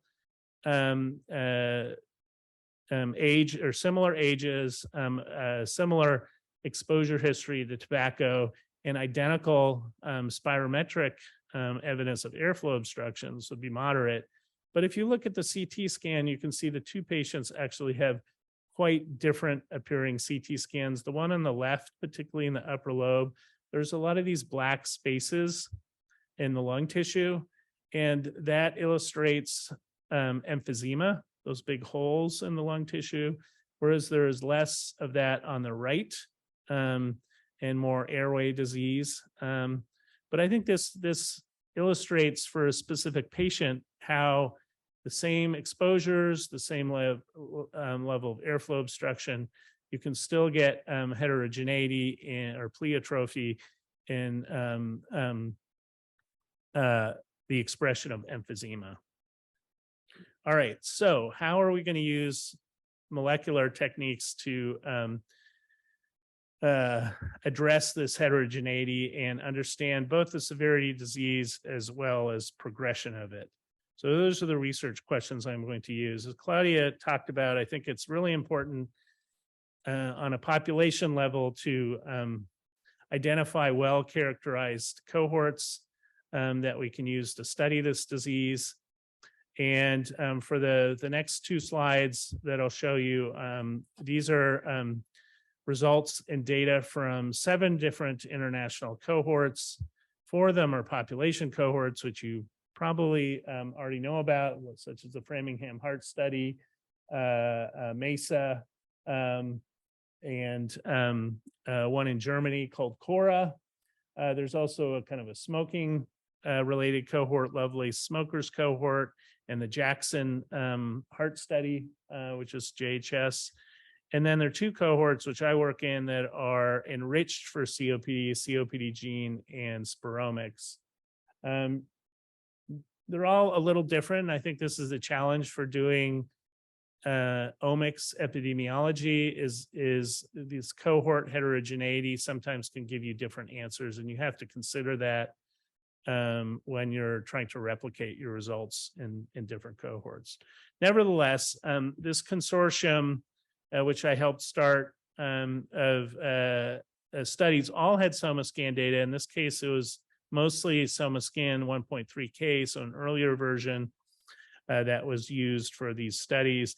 And we wanted to investigate what were the proteins that were associated with airflow obstruction or COPD in these cohorts. And then we also want to investigate progression of lung disease, specifically decline in FEV1 over time. So here I'm going to skip just right to the results for time. This is what's called a volcano plot, and it plots effect and direction. So on the x-axis, on the y-axis is the -10 log p-value. And it's useful because at the sort of high end, tail ends of the left and right side, you can see proteins that are associated with either an increase or decrease in FEV1. And one of the important features to note is that there are a lot of proteins on this. And so this is the beauty of doing these large scale proteomic studies, as you identify a lot of candidates. And I'll just point out that a lot of these don't necessarily have, like genetic studies, they don't have big effect sizes. So we identify a lot of proteins with sometimes smaller effect sizes. I'll just point out a couple ones because they're nice familiar ones that gave us a lot of confidence in the SomaScan assay initially, such as CRP popping up as one of the top ones and antithrombin 3. What everyone has been most excited about is identifying the proteins that were associated with progression of disease. And this is perhaps the most challenging thing in cohort studies, is understanding progression of disease. Typically, it's a lot easier to find protein associations or gene associations for that matter when you do cross-sectional studies, but progression can be challenging. Nevertheless, with these 7 cohorts, we were able to identify a handful of proteins that were statistically significantly associated with progression of disease. This is a forest type plot of those proteins, with the ones on the left showing a lower estimate of decline, and the ones on the right showing a higher estimate of decline. So we were quite excited. This is currently under review right now, this publication. But one of the proteins that has really stood out is the one I'm going to talk about now. It's called sRAGE, or soluble receptor for advanced glycation end products. This protein in my work, not just with SomaScan, but in other platforms, appears to be one of the best protein biomarkers for emphysema. So this is a study with some SomaScan data, and we use the quantitative CT scans, as I mentioned, to assess the severity of emphysema. As you can see, the more severe the emphysema is in the lung, the lower the levels of sRAGE there are in the blood. So we're quite excited about that finding. This has been published. Actually, I need to update that slide. It was recently published last year. And we wanted to really investigate this protein in multiple cohorts. Not all cohorts necessarily have SomaScan data. So, and because we have submitted this to the FDA for consideration as a biomarker, we wanted to see how well this particular biomarker compared to other platforms. And so we had 4 different platforms available. We had a ELISA-based, which was run by a company called QBR. That was done on R&D assay, ELISA assays. Then we had the Luminex platform on RBM, as shown here. And we had SomaScan data and also mass spec derived assay. And all of these were done on the same samples or the same blood draw on 4 different platforms. We were lucky to have so many samples to compare these 4 platforms. But the point of this is really to show that for sRAGE, we had a high correlation on 4 different orthogonal platforms. And if you want more details on this, you can look up the publication. And then we, as mentioned, replication is very important. So we looked at sRAGE in 4 different cohorts, as shown here. And all of those cohorts really, luckily, had the same relationship, and that lower sRAGE was associated with higher severity of emphysema in all 4 different cohorts. And then we did a meta-analysis to show the overall effect size. And like I said, this is one of the better markers of blood markers for emphysema. Now, there's a lot of biologic evidence to support why this would be a good marker for emphysema. For instance, if you look at GTACs, Claudia referred to, you can see that the gene that codes for the RAGE protein, which is AGER, that gene is highly expressed in lung tissue. And if you go to the protein atlas, you can look at the where this protein is found in different tissues. And this immunohistochemistry study, where brown is the staining for the RAGE protein, you can see it's highly expressed on lung epithelium. In this case, especially type 1 cells, which are but also a little bit on type 2 cells. These are the major lung epithelial proteins. So we have good evidence for this protein being important in lung tissue to back up its importance as a biomarker. And then the biology, which is also important. RAGE is a DAMP receptor. So it's an injury signaling receptor on epithelium. It binds things like S100, HMGB1, calcitonin or L37. These are all injury proteins that are transduced by the transmembrane receptor. However, as mentioned by Joel Wommack, we're studying blood levels. And the reason we can do that is normally RAGE is a transmembrane protein, but it can be cleaved. And that cleavage can be induced by things like smoking. And cleavage of the transmembrane protein releases its extracellular domain and frees it up to diffuse into the blood. And that's what we're measuring. We're measuring is the soluble RAGE, which is this extracellular portion. So that's kind of a little important to understand the biology of where the protein is expressed and how it's measured. There's also genetic evidence supporting an association between this and this gene, the AGR gene, which is codes for the RAGE protein. In GWAS studies, it's usually one of the top hits for emphysema and COPD, as shown here on this Manhattan plot. So one little side I mentioned, and as Claudia mentioned too, sometimes you can discover unexpected things from your SomaScan assays. And one of the things that was unexpected to me is a study we did. We were interested in proteomic signatures of a genetic type of lung disease called alpha-1 antitrypsin. As I mentioned, alpha-1 antitrypsin, cystic fibrosis are by far the two most common causes of genetic causes of lung disease in this country. And alpha-1 antitrypsin is caused by mutations in the alpha-1 antitrypsin gene.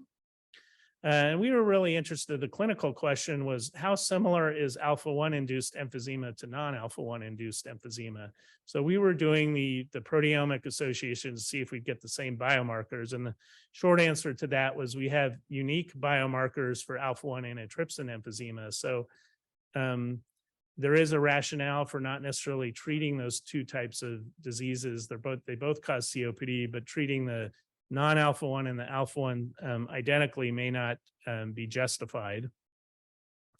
But the surprising thing that came out of this assay is I thought, well, let's just look at the distribution of the alpha-1 antitrypsin protein on the SomaScan assay. And alpha-1 antitrypsin is a very abundant protein. It's in the top 5 of all proteins in the blood.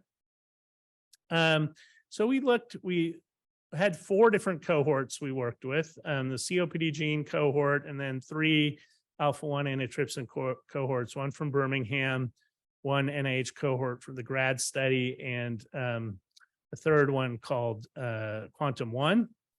And we divided people up by their known genotype from genetic studies. And then we looked at the distribution of the protein by genotype, as shown on the top panel here. And you can see that there is a very strong separation by a genotype. So these are, I guess we would call them PQTLs, because the protein level is related to the genotype.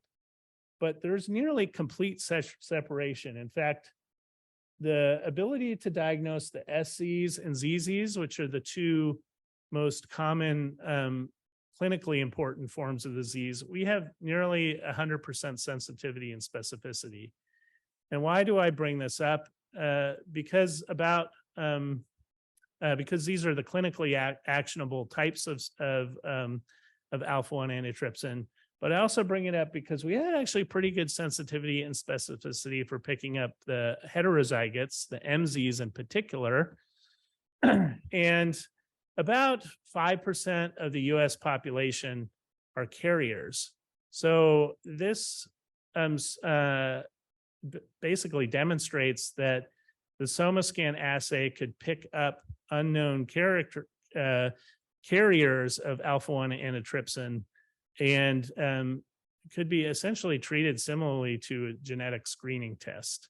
And I've actually encouraged Somalogic, which is the company that does SomaScan, to work with the Alpha-1 Foundation, because the SomaScan assays are done as large screening populations. And you can now, I think this demonstrates, this has been published as shown here, this demonstrates that you're essentially picking up carriers and people with disease. A lot of these people don't know they're carriers, and they don't know they may have the alpha-1 antitrypsin deficiency. All right, now I'm going to get into the problem. What do you do when you get your data back? This happens to everybody. I know this is a core, because everybody I give data to, they sort of look like the deer in the headlights with all this huge amount of data. It happens with genomic studies too. And I say, okay, what do I do now? I get all these proteins or genes. What do I do with all this information? And everybody starts with univariate association studies, such as in this volcano plot. And they end up finding a lot of proteins that are associated with disease, as we did here. So where do you go from there? this can be overwhelming, particularly to clinicians, I think. And the next and last part of the talk, I'm going to just talk about how you maximize your utility of proteomics data, particularly for complex diseases. And I'm going to use COPD as the paradigm. So when you're designing a study, I think it's really important to think about how you're going to analyze your data in advance. And this will include separate training data sets to identify biomarkers, separate data sets to do tuning of your modeling. And then it's really important to have independent data sets for testing. Now this, if you want, you can do this all in one cohort. You can divide your data up into training, testing, training, tuning, and testing. For instance, people typically do that with cross-validation. They hold some back some of the data for cross-validating models, and then hold back another section of their data for testing. We had the fortune, as I mentioned, from this 7 cohort study, we have 7 cohorts, so we could do training and tuning on different cohorts and testing on additional independent cohorts. So when you design your clinical study, have that in mind before you start these principles. And as I mentioned, it's easy to do the univariate studies, but what do you do for when you have lots of biomarkers?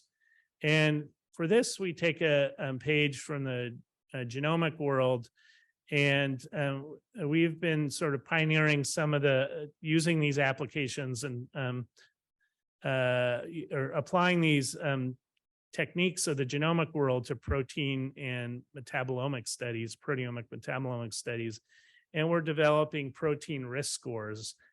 These are somewhat similar to polygenic risk scores, but they're derived in different ways.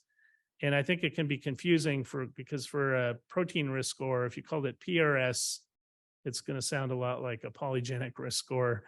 So we try to call it something else, a protein risk score instead of PRS, but it has the same principle. You want to take lots of different markers with small effect size that may be independent and build them into a single model that better predicts risk. So there are a couple ways of doing that. The one key feature is, like genomic studies, you may be working with data where the number of your analytes, in this case proteins, far exceeds the number of subjects in your study. So the P is much greater than N. So what do you do when you have that problem? One of the approach that people use and tends to work well is something called shrinkage, where you shrink the space down to the most important variables of interest so that the number of subjects is actually greater than the number of markers. And then you use regression, and you want to adjust for collinearity in variables. I'll talk about that in just a minute. The two most common ways or several common ways of doing this, one is called ridge regression, in which everything is put into your model and you determine covariates or beta estimates, regression estimates for every single variable in your model. Another method is called lasso regression. Lasso regression is really useful for variable selection. So it enforces, it makes your regression coefficients a large number of them 0, because they so that they don't contribute to the model, and so your model only contains a much smaller number of variables in it. The problem with lasso regression is that a lot of these molecular signals are collinear, and you don't know kind of which one to predict. So lasso tries to pick the best, most predictive one, but sometimes you may be wrong. And a way around that is sort of a hybrid method between ridge and lasso regression. That's called elastic net regression. It combines the ridge in that every variable has a coefficient, but it also has lasso features in that it assigns a lot of your variables a coefficient of 0, so it enforces sparsity. But because it doesn't, it allows you to keep in collinear variables into the model. And that's the difference between elastic net and regression. You can tune your parameter to determine how much of the model is ridge versus lasso regression. That's the alpha, varies between 0 and 1. The problem, of course, with elastic net is you end up with more variables selected than you do lasso. Here's an illustration basically of those two principles. Again, and the formulas that are used to select variables and determine coefficients. There are also lots of variants of these that are now in the literature. My favorite one is something called adaptive lasso, which is very much like lasso as shown here, but it has a weight penalty added to the lasso to make it a little bit like ridge regression. And this weighting penalty of adaptive lasso allows you to basically pick the most important protein among a group of collinear proteins. It has, and that is called an oracle feature. So it predicts so it selects the proteins that are the most important, not just anyone from a group of collinear proteins. So those are some methods to think about when doing your modeling for multi-protein risk models, as I'm about to show you. So the example I'm going to show you is a protein risk score for emphysema. As I mentioned, we're very interested in determining emphysema severity and what proteins were involved in emphysema severity. I'm showing you two CT scans again. The one on the left is someone who has little emphysema. So they have the nice gray lung tissue there. And the one on the right has all those big black holes, which are what emphysema looks like on the CT scan. So how do we develop a protein model for this? In this case, we did both elastic net and lasso to select the proteins that were important in predicting emphysema and determine their regression coefficients. We used an independent data. We used the COPD gene non-alpha-1 antitrypsin patients. So the normal phenotype, normal genotype MMs as our training data set. And we split that data 70-30 into training and tuning with cross-validation.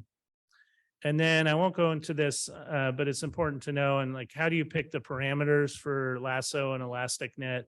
Typically, you generate a lambda curve, which I showed earlier, and you predict a lambda that's one standard deviation from your best model fit to enforce a parsimonious model, so not to select too many proteins. And we did this approach, both lasso and elastic net, and both results gave a similar number of proteins in our model. So we ended up, the results I'll show you for the model that we published was with the lasso regression. And these are the results in the 4 different cohorts of our testing and training model. In this case, the model fit, we use the mean square error of the fit for our model selection. And we got very nice R squareds and rows for both the training and testing. And as shown here, I'm a visual person. I like to see this graphed out. So these are the 4 independent testing cohorts for our model fit. And it includes 4 different genotypes. And it includes people who don't have alpha-1 antitrypsin deficiency, those who are carriers, those who do have the disease, that's panel E. And then we also did subjects who had the disease but were getting alpha-1 antitrypsin supplement therapy. But the point of this is really we had very nice and completely independent subjects, very nice model fit for emphysema severity. On the y-axis is the actual emphysema score, on the x-axis, or sorry, the x-axis is actual emphysema score, y-axis is the predicted. And you can see there's a very nice model fit in all four of these independent cohorts. So we're now excited. This is published as shown in the lower corner. We have a nice protein-based model for predicting emphysema severity. And I'm just going to conclude now and leave some time for questions, but why do we want to do research feature selection and reduce the number of proteins in our model? As I mentioned, it's most important when you're working with large proteomics data where you have more proteins measured than subjects in the model. And this is what's called the bias variance trade-off. And it helps you select fewer features in your model. And those are sometimes easier to understand, particularly when you do pathway analysis. And you can use different models. As I mentioned, you can use models with oracle procedures to keep in the most important proteins into your model. So that's how I would recommend you approach your data if you're gonna do a protein score for whatever disease you're interested in. I'm gonna skip this slide and just go straight to the summary and then leave time for questions. So in our work, we showed you that proteomic studies can be very useful for studying a complex heterogeneous disease such as COPD. And the reason I think it's really useful is because you'll find lots of proteins with small effect size, and you can use those multiple proteins and small effect sizes to generate protein risk scores, just like you can for genetic risk scores. But a lot of these regularization techniques like lasso and elastic net are also very useful for selecting out what are the important proteins in the model, so you can further study the biology of those.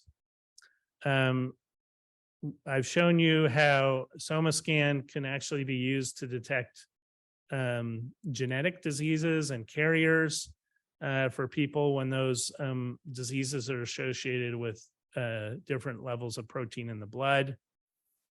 And lastly, I want to emphasize the importance in the kind of omics epidemiology is the importance of having multiple populations in your research to help both tune the models and then also validate them and replicate them.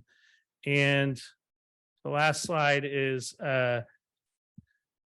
really some resources for you to do that. So I helped start an academic consortium of cohorts with SomaScan data. And what you may not know is that there are probably 100 different large cohorts around the world. Certainly, I personally know of over 30 or 40 of them that have SomaScan data. And that can be used for replication studies. I showed you one example of 7 cohorts that we use for lung function, but there are many, many more. And this consortium, we have multiple workshops per year, but we also collaborate together. It's really open to anyone who has SomaScan data and wants to collaborate with other cohorts. And these are just some of the examples I've shown. And also, if you're going to the HUPO conference next month in December in Mexico, we are doing a workshop on SomaScan throughout the lifespan. Dr. Landenberg, who was a previous speaker, she will also be giving a talk at that pre-Congress workshop meeting. If you're interested in either the consortium of users or attending this workshop at HUPO, please contact me or one of the Somalogic people at this meeting that can give you more details on that.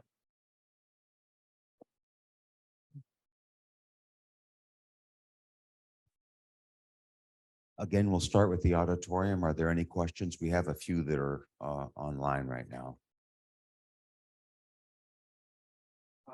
So RAGE was phenomenal as a biomarker. You've been following up with any functional. I have actually. So Can you repeat the question? yeah, sorry. The question was about RAGE as a biomarker and following up with functional studies. So I do have a PhD in cell biology. I have run a wet lab, and I make knock-in models in mice. So one of the ones I'm currently working on, I showed you the Manhattan plot of the SNP that's comes up on GWAS studies, and that is a missense SNP in the RAGE protein around the binding site for the ligands. And I've made a knock-in model because the mouse is completely homologous in that region in sequence, both genetic and amino acid sequence. So I made a knock-in model, and I haven't published these data yet, but we're studying smoking models and development models. It's looking quite promising to understanding the mechanism by which RAGE is causing COPD and emphysema. So these are like PhD projects, by the way. This is, you find, do a large genomic study or proteomic study, you end up with hits. And then what do? You know, if you're a molecular biologist, mouse person, you want to put it in mouse models. But this is, you know, another few years of research, I would say. But yes, I am following it up. Jen, do you want to unmute yourself and ask a question concerning solubility and splice variants? Yeah, Jen Brett, here at Pulmonary. I was excited to see in your hit list that IL-1 receptor 4 showed up. I do a lot of IL-33 biology, and it sort of, again, sort of brought up a question that I had generally about the platform and how it handles these things. We know that, you know, there's alternative spliced isoforms of the IL-1 receptor 4, as well as its ligand IL-33. Do you have any sense of how either, you know, alternate forms of the protein, either through splicing, mutations, post-translational modifications, can impact the results of the data, or if you've been able to sort of determine anything in relation to that? Yeah, so I've published a little bit on this. This is a problem that's not unique to really almost all the protein assays. For instance, antibodies are very similar to the somomers in that they bind a small epitope on the protein. And if you have a human variant that affects that epitope, it may not affect protein abundance, but it will affect your measurement. So an example I published was on the vitamin D binding protein, in which there are racially specific variants that affect binding of monoclonal antibodies to this. And if you use a monoclonal assay, you will measure different rates at different levels by race. But if you use a polyclonal assay, there's no race effect. So the same thing can be said about a lot of proteins. They may have splice variants, or they may have missense amino acid variation that affects binding. And that is the danger to antibody assays, to Olink assays, et cetera, to SomaScan, is if you only have one epitope that you're measuring, it may be affected by either splice variants or missense variants. Now, the way around that is to use polyclonal assays, and Joel didn't mention this, but there are I think around 100 proteins on the SomaScan assay that have multiple aptamers. So you have multiple epitopes that you're measuring for protein abundance. Generally, what people do is they ignore that because they only want to deal with one specific way to measure the protein. So I would say if you're really interested in a specific protein and post-translational modifications or splice variants, you probably want to explore mass spec, which I think is better for post-translational modifications in protein assays. Thank you. That helps to know there's multiple aptamers for some. That's great. Yeah, and you can get a list of that from Somalogic. It's not well publicized, but Okay, so my question is about your modeling. Sorry, right here. So we all know that phenotype is G by E, and I saw that you captured homozygous Z alpha-1 antitrypsin disease patients who are getting infusions. Are you also capturing the environmental factors of, did you smoke when you were younger? Did you grow up with smokers, to see how that impacts the modeling for homozygous Zs and heterozygous MZ patients? That's a great question, because smoking affects disease phenotype, even in the alpha-1 antitrypsin patients.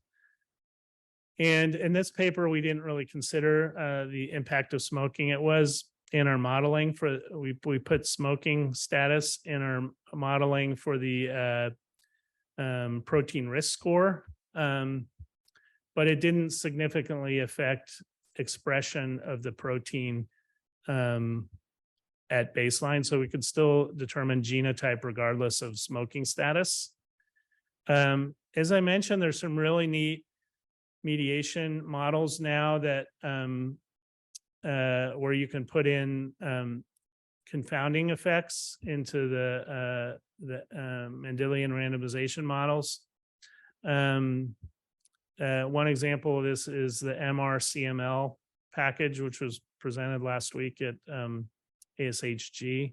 So I would encourage you, if you want to build these models with pQTLs and proteins and confounding effects, that you examine some of these new packages for mediation. Thank you, Dr. Bowler.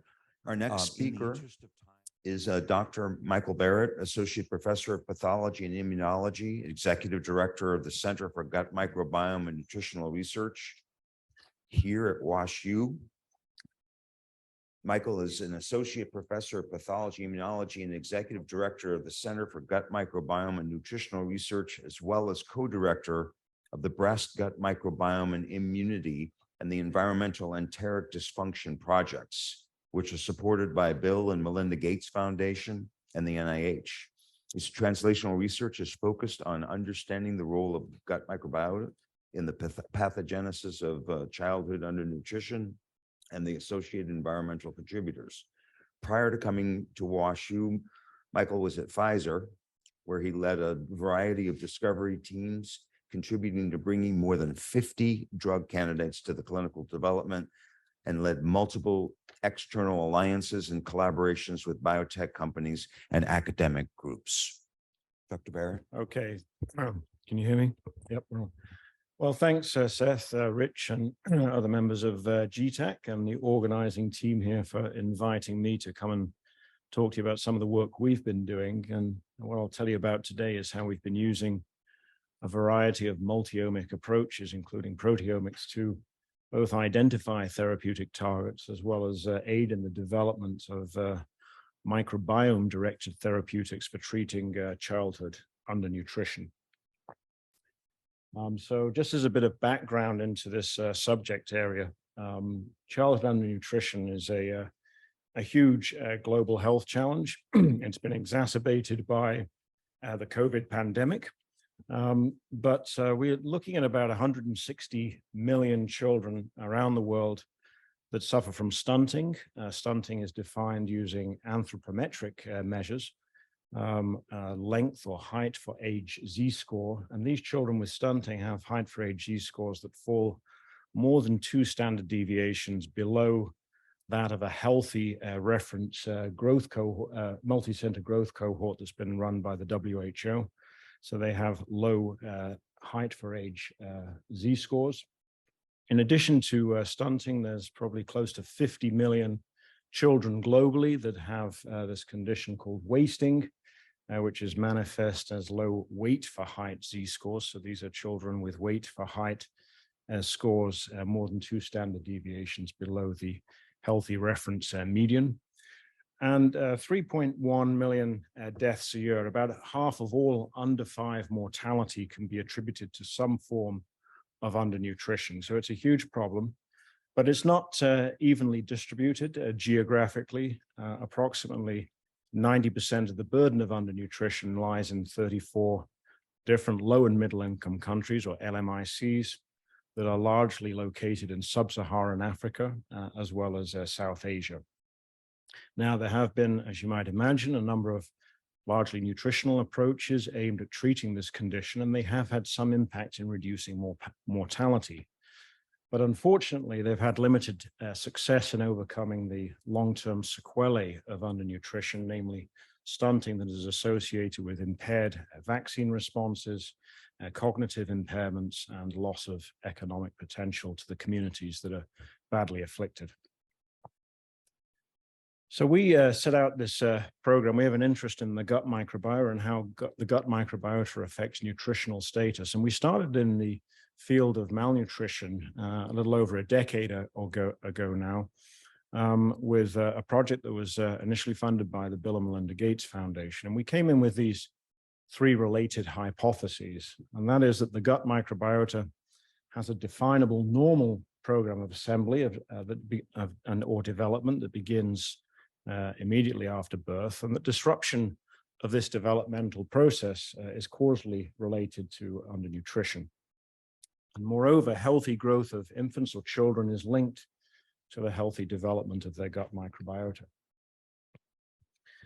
So we started this project, as I said, about a decade ago, and we've had this long-standing collaboration with a group led by Tamid Ahmed in Bangladesh at the International Center for Diarrheal Disease Research. And what Tamid was doing at the time was running large birth cohort studies in urban slums in Dhaka, Bangladesh. And what we were interested in doing is saying, among these children in these urban slums, many of whom have malnutrition, are there children that escape malnutrition and retain healthy growth? And the answer is yes. It's about 10 to 15% of the population of children in these cohorts. But what we did with this is collect fecal samples from children every month from birth to 5 years of age. And we focused for this purpose on those children that exhibited healthy growth as read out by these anthropometric measurements that I described earlier. And what Satish Subramanian, who was an MD PhD student in the lab at the time, did was sequence the 16S RNA genes present in the fecal samples of these children monthly. And what you can see in this heat map is the representation in rows of bacterial taxa that were uncovered in these fecal samples as a function of age. So each column in this heat map represents a single monthly sample, and we're looking at about 50 children in total represented in this heat map. Now, I think what you can probably quite clearly see is that there is in fact a progression of the development of the microbiota in these healthy growing children, starting at birth with a community that is rich in these bacteria called bifidobacteria. So if you look in the bottom left of the heat map, over the first 6 to 12 months, they're very rich in these bifidobacteria. And then there is a progression. The bifidobacteria become more diminutive, other taxa appear. And then by about the end of the 2nd or 3rd year, you start arriving at this more mature community that is enriched in more Bacteroidetes and firmicutes, including species like Prevotella, Faecalibacterium, Doria, etc. Now, I've highlighted these 2 sections because these will become important for our discovery efforts that I'll talk about a little bit later. The interesting thing is that we did similar birth cohorts after this in a number of other lower middle income countries in Africa and Asia. And using machine learning approaches, we were able to find that there was a very generalized feature of development that looks very much like this in other countries. And in fact, 17 of the top 30 taxa that were most discriminatory for these age-associated features were shared in these other countries down to the species level. So that's quite a remarkable degree of conservation of the maturing microbiota. I'd like to just talk a little bit now about severe acute malnutrition. So I talked about what healthy development just looks like, but severe acute malnutrition is, as the name suggests, one of the more extreme forms of undernutrition that exists. It affects almost 20 million children under 5 years old. It's responsible for nearly half of all undernutrition-related mortality, and it's manifest by markedly impaired ponderal growth, so wasting. And these are actually children that have weight for length z-scores of more than 3 standard deviations below the healthy reference median. It is associated physiologically with an enteropathy, manifest as disruption of epithelial tight junctions, increased permeability, intestinal inflammation, and quite rampant systemic inflammation that leads to suppression of the IGF growth hormone axis, which is why these children remain undernourished for prolonged periods of time. It does put children at very high risk of infection and death, as well as these long-term sequelae of growth and cognitive impairments. And unfortunately, the current therapeutic interventions, whilst they have an impact on reducing mortality, tend to have a relatively low durability of effect. And so these children often come back with relapsing severe acute malnutrition that just compounds the impaired development that they are suffering. Now, going back to the healthy cohort, what we were able to do using this random forest model of these age discriminatory taxa that define this program of development in the first 2 to 3 years of life, we are quite able now to go to a fecal sample from a healthy growing children and predict the chronologic age of that child based on the bacterial composition of their fecal sample. And that's what this curve essentially shows. But if we look at children in Dhaka, Bangladesh that have been treated for severe acute malnutrition, what we consistently find is that their microbiota looks a lot younger than it should do for their chronologic age. So this is a child in this red dot that presented at the Dhaka hospital with severe acute malnutrition. She was 18 months of age, but her microbiota looked like that of a healthy 8-month-old child. So this pattern of immaturity we've observed now in hundreds of children with acute malnutrition, and it's a consistent feature that there's this impaired development of a microbiota in these children with acute malnutrition.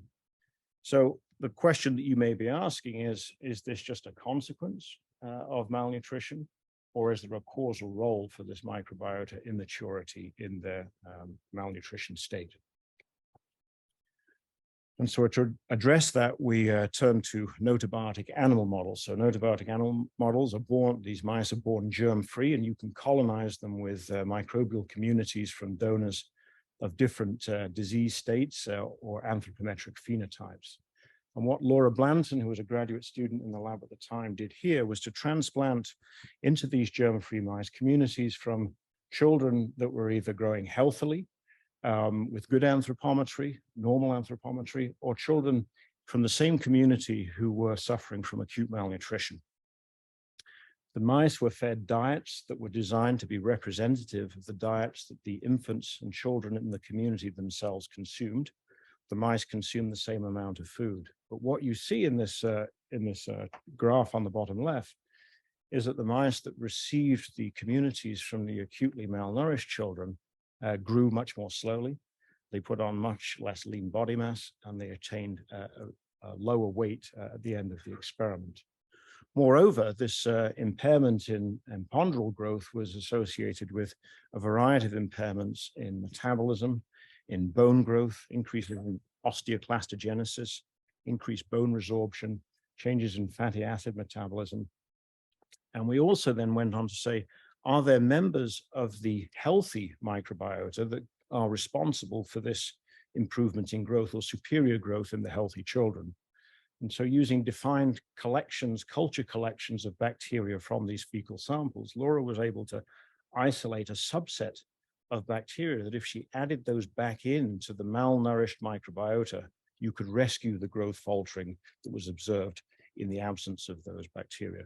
And what was interesting is that a number of these age discriminatory strains are members, if you remember the heat map that I showed in the first slide, were actually the members of the healthy community that are heavily represented 2 to 3 years of age, and they are lacking and underrepresented in these communities of acutely malnourished children. So evidence for a causal role of the microbiota in this growth faltering. SomaScan. So when am I going to get to the proteomics? So here are the proteomics. So this was an early version of the SomaScan platform that we did about 5 or 6 years ago. Now, our first venture into this exciting technology. And this was performed with the 1.3K arrays. And what we did is we took age-matched, healthy or severely acutely malnourished living in the same community in Dhaka, Bangladesh, and analyzed their plasma proteomes with a 1.3K array. And what I'm showing here is just the 50 most discriminatory proteins for the healthy children and the 50 most discriminatory proteins for the undernourished, the acutely malnourished children. And down the left, the y-axis, those in green are healthy children, those with red are severely acutely malnourished children. And the point for showing this, and this is work that Robert Chen in the lab did at the time, is to show you that the plasma proteomes of the children with severe acute malnutrition are very different from those proteomes of healthy children. There is heterogeneity, so this is not a single disease, and I think that is what an important point to consider when you're looking at these disease states, as Dr. Bowler previously mentioned, is that these states of malnutrition are typically defined relatively crudely by anthropometry. Anthropometry doesn't tell you anything about the underlying physiologic state. And so what SomaScan and other technologies are allowing us to do is to actually start subcategorizing this condition. The question is, what are these pathways that discriminate the healthy and the severely acutely malnourished proteomes? And to that, we turn to the CompBio platform that I'm sure many of you are familiar with. This was developed here at GTAC by Rich and Ritaja and other members of the group. And what we did using this knowledge generation platform was to compare the pathways, the biological processes that were differentially expressed or present in the, as read out in the proteomes of these two groups of children. And what we found in the healthy children is that there were strong signals associated with the growth hormone IGF-1 axis, signals associated with bone growth and immune health. Treg cells was a big signal. In the SAM children, for example, in contrast, we saw a big stress response. So many of these stress response MAP kinases were elevated. There were signals of heat shock proteins coming up in the plasma proteome. And also we saw a big gut hormone signal related to appetite. GDF15, which is a cachexia factor, was strongly elevated in the children with severe acute malnutrition. And there were differences in other gut hormones like PYY and GLP-1. So quite distinct proteomes. Okay, so how do we use this data to start developing therapeutic approaches to develop next generation treatments for these children?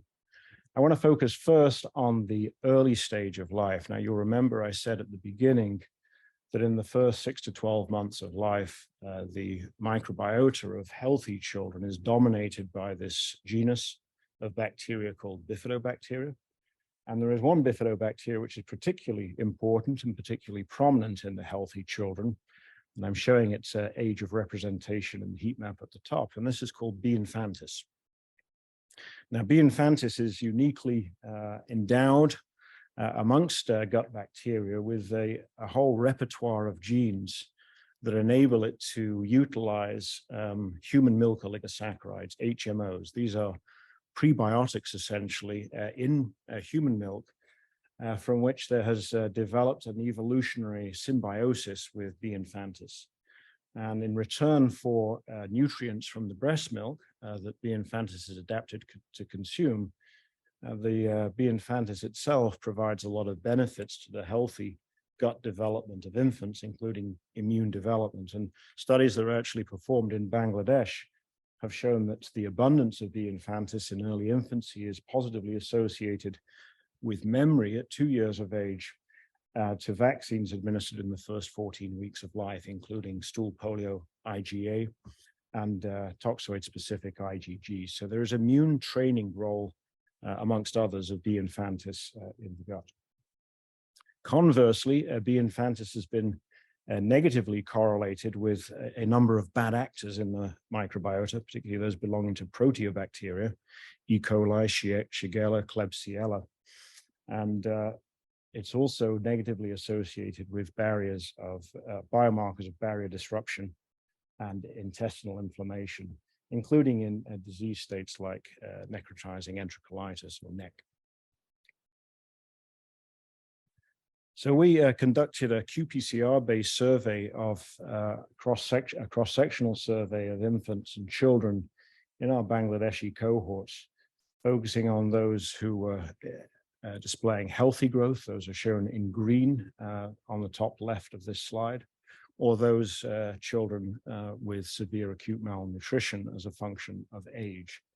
And what you can see is that the children who are healthy have significantly higher abundances of B. infantis compared to the children with SAM. They drop off after 12 months of age in the healthy children, as I'd shown previously.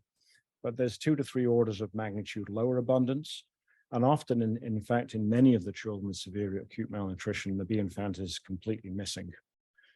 In the right of this slide, what I'm showing there is a 16S-based analysis of birth to 6 months healthy or SAM children from this cohort. You can see in the heat map, the top row of the left heat map for the healthy children, the bifidobacteria is the most dominant species, consistent with, or genus, should I say, is the most dominant genus, consistent with what we've shown previously. But in the SAM children, there's very little bifidobacteria. What their communities are dominated by are Enterobacteriaceae, particularly E. coli, Shigella, Klebsiella. So not particularly welcoming actors on the stage. So we followed this up with a clinical study, and this was a pilot randomized controlled trial initially to ask the question, can we restore B. infantis in the guts of these children with severe acute malnutrition? And can recolonization of the guts of children with B. infantis lead to improved recovery from severe acute malnutrition? So this is the design of the study. It was a 3-arm study. There was a placebo group, a group that received B. infantis alone, and a group that received B. infantis in combination with a milk oligosaccharide, so a symbiotic formulation. These children were 4 to 6 months of age. They were being treated for severe acute malnutrition in the Dhaka hospital. And we had an intervention that lasted for 4 weeks. So these infants received B. infantis once daily for 4 weeks. And then there was an additional week or additional month of post-intervention follow-up that ended at day 56. If you look at the bottom right of this slide, what I'm showing you here is a qPCR-based analysis of the abundance of B. infantis before, at the end. It's interesting. Levitation.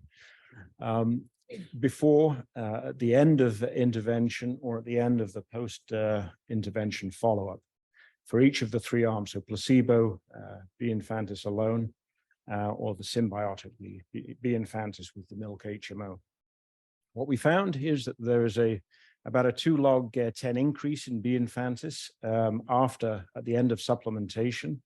That's the blue bar.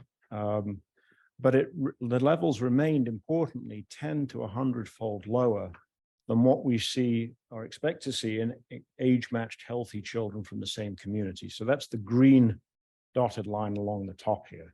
So we've got partial recolonization, but still considerably below the levels that are present in healthy children. What was also somewhat disconcerting is that after stopping the intervention, the B. infantis levels dropped back down again, closer to baseline, as shown in the red bars. So the effect was not durable. Despite this sort of partial response, what we did see was a significant improvement in growth, as read out by improvements in weight gain and mid-upper arm circumference in the B. infantis treated group. And we also found that weight gain was associated with reductions in the levels of fecal biomarkers of inflammation shown on the right here. In this case, it's lipocalin-2. This is a well-established biomarker of intestinal inflammation.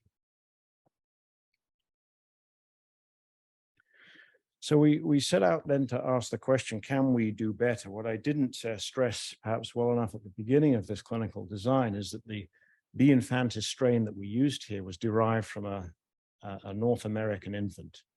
So is it possible that there is an adaptation requirement or an adaptation to a quite different dysbiotic gut of the Bangladeshi children exposed to very different dietary and environmental exposures that might provide advantages for locally derived strains? And so what we ended up doing here was a large culture initiative, isolating B. infantis strains from the fecal samples from healthy Bangladeshi children living in the same community as those with SAM who were in the clinical trial I just described. Kazi Arsan in the lab then took a number of these B. infantis strains, in this case, a collection of 5, including the North American strain, the EVC001, and put them into a gnotobiotic mouse model. These mice were fed a diet representative of the 6-month-old children in Bangladesh. And what he was basically doing is comparing the fitness of the different strains when they're allowed to compete with each other in the mouse gut. And what we found was the one particular Bangladesh-derived strain, which I'm called BG2D9 here, that exhibited superior fitness in the mouse gut compared to the other Bangladeshi strains, as well as to the EVC001 strain that was used in the clinical trial, of about 1 to 2 orders of magnitude greater fitness by the end of this experiment. And this difference was irrespective or independent of the inclusion of HMOs in the diet. So it was insensitive to these milk oligosaccharides found in breast milk. So what it might be in this strain that gives it this fitness advantage in these preclinical models. So we did a comparative genomics analysis of the different B. infantis strains. And what we found were 2 very interesting features of the 2D9 strain isolated in Bangladesh, and that it had 2 specific carbohydrate utilization loci that were not present in any of the other strains we tested. And these had 2 predicted functions at the top there. One was the utilization of beta-glucans. Beta-glucans are present in a lot of plant-based dietary ingredients. And the second was a locus involved in the uptake and utilization of N-glycans that are present in a number of proteins, including those in milk. And we actually compared this genome with 336 other bifido genomes that have been published, and only 6 of them had these features. So a pretty rare feature, but we predict, hypothesize that this capability to use additional glycans present in diets that are not exclusively breast milk, right? So there's early introduction of complementary foods in these communities. These genomic features may give a fitness advantage to those strains that possess the ability to use a wider range of substrates. So what we did was we went on to a second gnotobiotic animal model. In this case, we first colonized the mice with an intact community from the very children in the clinical study who were being treated for SAM. So this is a community that's rich in these bad actors, the Enterobacteriaceae, the E. coli, the Klebsiella, the Shigella. And we followed that in one arm of the study with a second gavage of 2 B. infantis strains. So we established colonization, then we followed it with a B. infantis intervention, trying to simulate, if you like, what a clinical trial might look like. And then we put both the BG2D9 and the EVC01 strain that was used in the original clinical trial in there at equal levels together. Now, I don't want to get into all the details of this, but this was an intergenerational transmission model. So the actual colonizations were done in the dams, and the transfer occurred through suckling and through co-housing with the pups in the study. It provides a very efficient way to transfer microbes. It's hard to gavage very, very young mice with these communities. So by giving it to the dams and then transferring through the dams, you get efficient transmission. What we found was that not only was there efficient transmission of the SAM and the B. infantis strains in the arms that received the B. infantis, but what we found was when administered to dams that had been previously colonized with the SAM community, the 2D9 became the dominant member of the microbiota in the pups. So it outcompetes those bad actors, even though it wasn't given directly to the pups themselves. And it results in a suppression shown in the graph in the middle there, a suppression of these bad actors, these Enterobacteriaceae, such that 80 to 85% of the community becomes bifidobacterial, in contrast to those that didn't receive the BIF intervention. Moreover, these mice exhibited superior weight gain, the ones that have been colonized with the B. infantis, and 2D9 became dominant over EVC001, shown in the right panel here, in the fecal samples of these mice collected longitudinally after birth. So the bottom line here from this is that we think it's important to consider the potential impact of strain differences in the metabolic capacity or output during the development of probiotics as therapeutics. So strain level differences, we think, are very important. We're now in the process of setting up a clinical trial to repeat essentially what we've done with the EVC01 strain, now with the Bangladeshi strain, to see if we can confirm these preclinical results. Okay, in the last few minutes, I'd like to turn to the later period of developments. I talked about infancy, bifidobacteria. Now I'd like to talk to the period of complementary feeding. So this is from 6 to 24 months of age, typically. And our hypothesis here is that certain complementary food ingredients, those foods that are introduced during the weaning process, may contain key nutrients that are utilized by growth-promoting bacteria in the developing gut. And so what we did here was to, starting in Bangladesh, screen dozens of different complementary foods that are commonly consumed in a preclinical model that was colonized with these growth-associated bacteria that were underrepresented in the acutely malnourished infants. And that was, if you remember, the proof of concept preclinical study showing causality. Those were the strains that could rescue growth when administered to an undernourished microbiota. So we screened dozens of ingredients. We did a number of studies in notobiotic mice, notobiotic piglets, and we came with a number of hits and combined these hits into formulations that we advanced into a pilot clinical study. And there was a lot of work that I'm not going into detail here that was done by Jeanette, Sid, and Hao Wei to get to this point. But what we did was go to a pilot study in Bangladesh. And this was a 4-week study where we had created 3 different MDCF prototypes and tested them alongside a control formulation called RUSF, ready-to-use supplementary food, that is commonly used for the treatment of moderate acute malnutrition in Bangladesh and other countries, but wasn't designed with any knowledge of its effects on the microbiota. There was a 4-week study. We collected 4-week intervention period, should I say, the treatment phase shown there, and we collected weekly fecal samples, as well as a blood sample at the beginning of intervention and another sample at the end of intervention to use for SomaScan analysis. I'm showing you the composition of one of these formulations, MDCF2. It contains complementary food ingredients that were identified to have bioactivity towards these growth-promoting strains in our preclinical models. And we provided 50 grams a day of these formulations to the children, providing an energy density of about 100 to 125 kcal per day. So what do we find? On the left, I'm showing you the effects of the 4 different prototypes on the configuration of the microbiota. And this is PCA based essentially on the fractional abundance of these co-varying bacterial taxa that describe the normal gut community development using the models that I talked about earlier. For reference purposes, I'm including the microbiota configuration of a child with untreated severe acute malnutrition. That's the purple circle at the bottom of the plot. And up towards the top right of the plot, the orange circle is the configuration of age-matched healthy children from the same community. The green dot in the middle that says MAM untreated is the pre-treatment state of these children.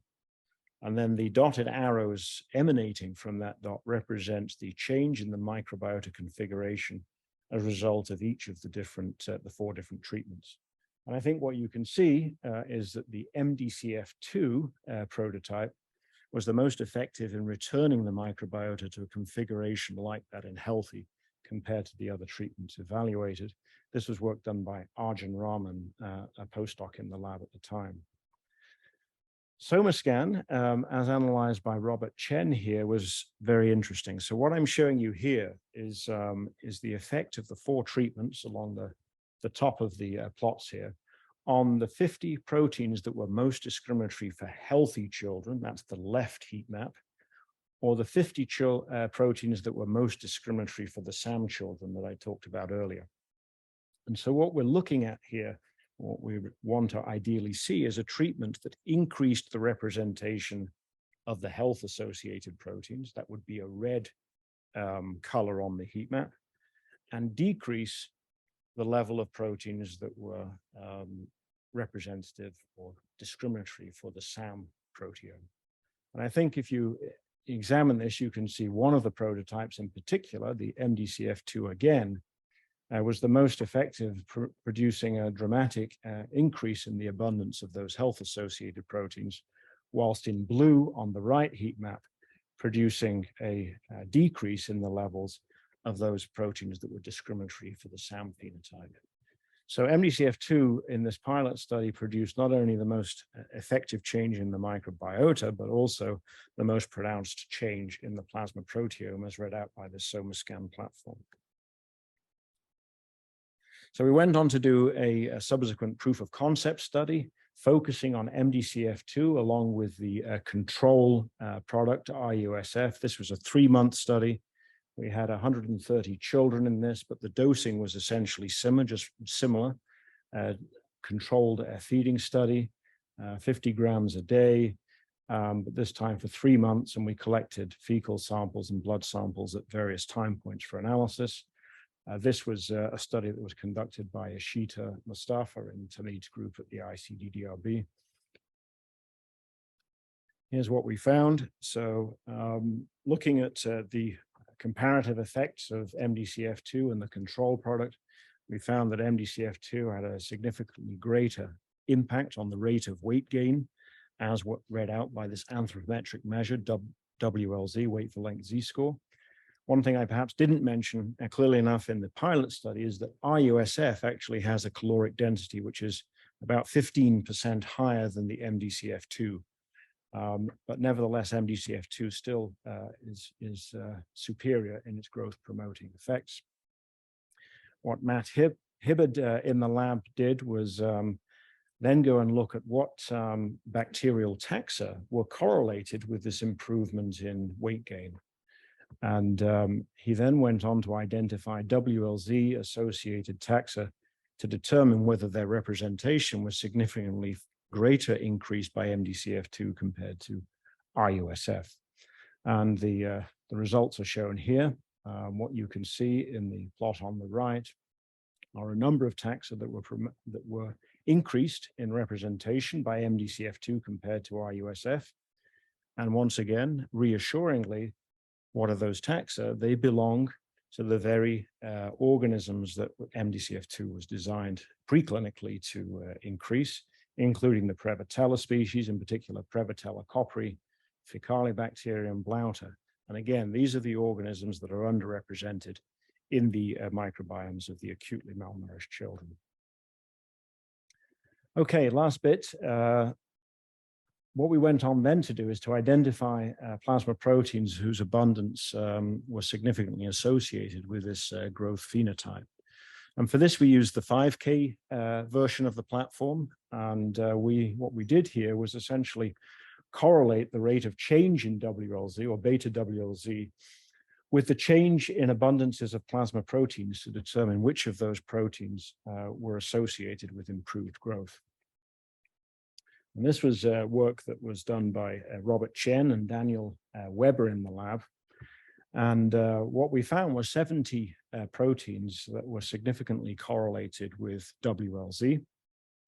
And among these proteins, using gene set enrichment analysis, we found that they were largely clustering into groups involved in IGF-1 signaling, musculoskeletal development, and CNS function.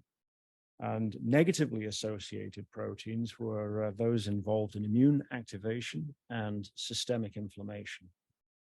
So very interesting results, consistent with what the kinds of proteins that we're seeing differentially between the acutely malnourished and the healthy children in the original 1.3K Soma platform, but with more specificity and I say more specificity, with greater elaboration of the pathway components of these proteins contribute to. So I'm just summarizing some of the lead proteins that were identified here, and I've grouped them into relatively broad biological buckets, if you like. So we see effects of MDCF on endocrine regulators, regulators of energy metabolism. The IGF pathway and its binding proteins are prominent. We also see effects on connective tissue and bone development, big thrombospondin signal, as well as rank ligand. Neurodevelopmental processes and axonal guidance were also impacted. Netrins, BDNF, and NT3 growth factor receptors.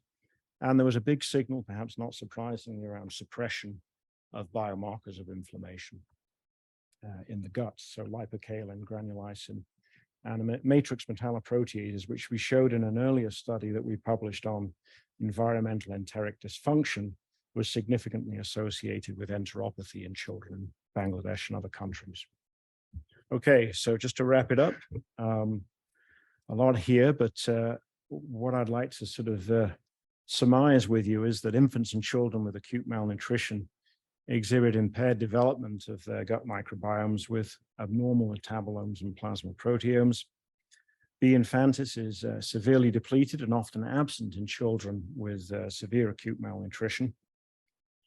Its recolonization improved growth and reduced intestinal inflammation, despite the fact that we did not achieve full recolonization to healthy levels. We also showed that impaired microbiota development is a feature of acute malnutrition in children during the period of complementary feeding. And we developed microbiota-directed complementary foods that help restore healthy growth, even though they are less calorically dense than some of the current standard of care.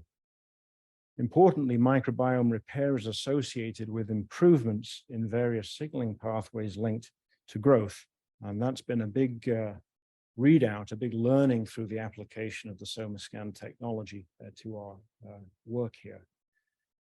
What we're currently doing preclinically is trying to connect the dots. So how do the bioactive components of foods get metabolized by target bacteria, and how do the products of metabolism of those foods by those bacteria signal to the host to change pathways associated with healthy growth? We're currently initiating a number of studies. So a lot of this work that I've talked about has been done in Bangladesh because of our long-standing collaboration with Tamid and his group at the ICDDRB. But we're now embarking on a series of larger studies with thousands of children in several African and South Asian countries that are supported by the WHO, UNICEF, and the Gates Foundation. Very important in this field to determine the generalizability and the durability of effects. That's what these studies will help do. It's also mechanistically important for us to define what is the impact of age of intervention when you start the intervention. Is there a point in time at which the microbiome has become so disturbed that it can't be resuscitated by nutritional means alone? If that's the case, we may need to go to other probiotic approaches. Anyway, I will stop with that. I'd like to thank all the members of our lab, Jeff and myself, and Tamid's group at ICDDRB for their contributions to this. And thanks. I'm happy to take any questions. I'm going to take advantage of the fact that I've got this microphone to ask the first question. Early in your presentation, you showed a heat map of Somalogic data. The SAM group was pretty clearly parsed into two. There was two subgroups in there. What was going on there? I think this comes down to the relatively crude anthropometric definition of nutritional state. So I think the nutrition field, for clinical simplicity and ease, obviously is using these relatively easy to measure growth parameters, length, weight, etc.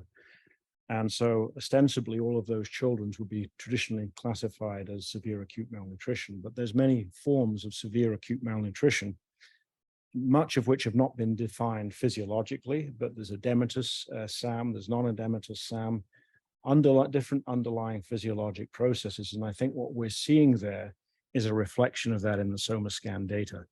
And that's the power, because if you were just looking at the anthropometric measures alone, you'd think this is one group. But we know, in fact, that they're different.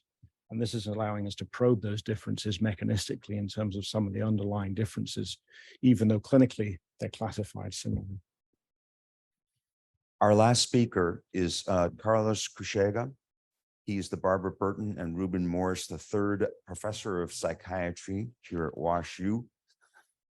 He is the founding director of the Neurogenomics and Informatics Center, also here. He completed his PhD in biochemistry and molecular biology in 2005 at the University of Navarra in Spain. During his postdoc with Dr. Pastor, he conducted statistical human genetics studies focused on Alzheimer's disease, Parkinson's disease, and then he moved to Dr. Goet's lab to complete his training in quantitative human genomics. Dr. Crucega established his laboratory at WashU in 2011 to study the genetic architecture of neurodegenerative diseases. His interests are focused on using human genomic and other omic data, proteomics, metabolomics, lipidomics, to identify and understand the biological processes that lead to Alzheimer's, Parkinson's, and frontotemporal dementia and other neurodegenerative diseases. His talk is called Large-Scale Multi-Tissue Proteomics Identifies Several Causal and Druggable Targets for Alzheimer's Disease. Okay, thanks. It's great to be here today. I know we are a little late, so I may skip some slides just for the sake of time. And someone has questions, we can go through those later. We're close. Okay. So most of my research is focused around Alzheimer's disease. I only have one slide. I think everybody is familiar, unfortunately, with Alzheimer's disease. It's the most common neurodegenerative disease. It's characterized by the presence of intracellular deposits of A-beta, extracellular deposits of A-beta, intracellular of tau. Clinically, it's characterized by memory loss, change in behavior, and many other changes that have a very large impact in both the patient and the family. The goal of my lab is to understand the biology of Alzheimer's disease by performing deep molecular profiling of human tissues, tissue relevant to the disease. And that includes brain, plasma, cerebrospinal fluid, CSF, and iPSCs. And we generate many omics data in individuals that are sporadic, but also sporadic Alzheimer's disease, but also individuals with very specific risk variants. The goal is to identify new genes, create new prediction models, and identify the right targets. And hopefully I will be able to show you these three things today in this talk. This is one of the latest GWAS for Alzheimer's disease. I'm pretty sure you're all familiar with GWAS. These are studies in which genetic variants associated with disease are identified. These are very successful. You can see we have a large amount of signals. I don't know what is it here, and now we have around 74 signals for Alzheimer's disease. GWAS have two problems. First, even we have gene names there, we really don't know what is a functional gene in most of these regions. And the other, we don't know what is a functional mechanism. We don't know how these proteins or genes interact between them. And I think, and I will show today, that we can use proteomics to fill some of these gaps. I want to highlight two genes, TREM2 and MS4A, because I will talk about those later. So what we decide to do is, I'm going to skip this one. We decide to generate high-throughput proteomics in 3 tissues, in CSF, plasma, and brain samples between 400 to 1,000 individuals. And we did 2 different analyses. The first part I will show today is the pQTL, so identify genetic variants associated with protein levels. and then combine that with colocalization and Mendelian randomization, 25 causal and druggable targets, and then perform differential protein levels as well. This initial study was done by Chen Gran, which is here, and was published in Nature Neuroscience. Very happy with the results. In these PQTL results, we identify 100 of novel and new and non-PQTLs for in CSF, plasma, and brain samples. Most of the novel PQTLs were found in CSF because this was the largest study in CSF performed so far. And most of the knowns were identified in plasma. There has been large plasma study and doing similar proteomic studies. We were able to replicate many of these hits by using our multi-tissue approach, but also by analyze other public data. One of the important things that we have to do with this study is to be sure that the signals and the measures are real. So we have several samples in which we have multiple technical replicates, and you can see here that the replicability of Somalogic is very high. And some of the reviewers were complaining about Somalogic. So we have several technical replicates that works very well. Another concern in general with some reviewers, which are a little picky, is why we are doing Somalogic and not all in mass spec. So in our recent paper, we also demonstrate that Somalogic has very high correlation with ELISA-based or antibody-based assays. And you can see here the correlation of many proteins, several proteins that are relevant to Alzheimer's disease of Somalogic versus ELISA-based. And you can see this is very good as well as this one. This is not as good, but I can tell you that Somalogic measures are better. And we did this in multiple studies. In a recent paper, I also have to check the reviewers and the editor ask us about validating Somalogic measures. What we have done in collaboration with other groups, especially in Emory, was to measure a subset of individuals with Somalogic, Olink, and mass spec. And you can see here the correlation across all the proteins in all of this comparison. The first column is CSF and the second is plasma. You can see that the overall correlation rate is around 0.71 in Soma versus Olink, 0.67 in mass spec versus Olink, 0.72 in mass spec versus Soma. So this is indicating us that all these platforms behave very similar. There are many proteins that are highly correlated. And there are others that are not correlated, but there is not any kind of platform preference. It's difficult to do these comparisons because we are measuring the same protein. And normally most of these proteins are matched based on the gene, not even the transcript. So we really don't know if we are measuring the same proteoform. But these results, I think they are highly, highly informative. And Somalogic is as good as mass spec, as good as Olink. And this is highly relevant. So when we did all this PQTL, we have all these findings, and we have to deal with the reviewers complaining about Somalogic. And I think this is some nice data that supports the quality of the platform. In any case, going back to the PQTL, this is the Manhattan plot for CSF.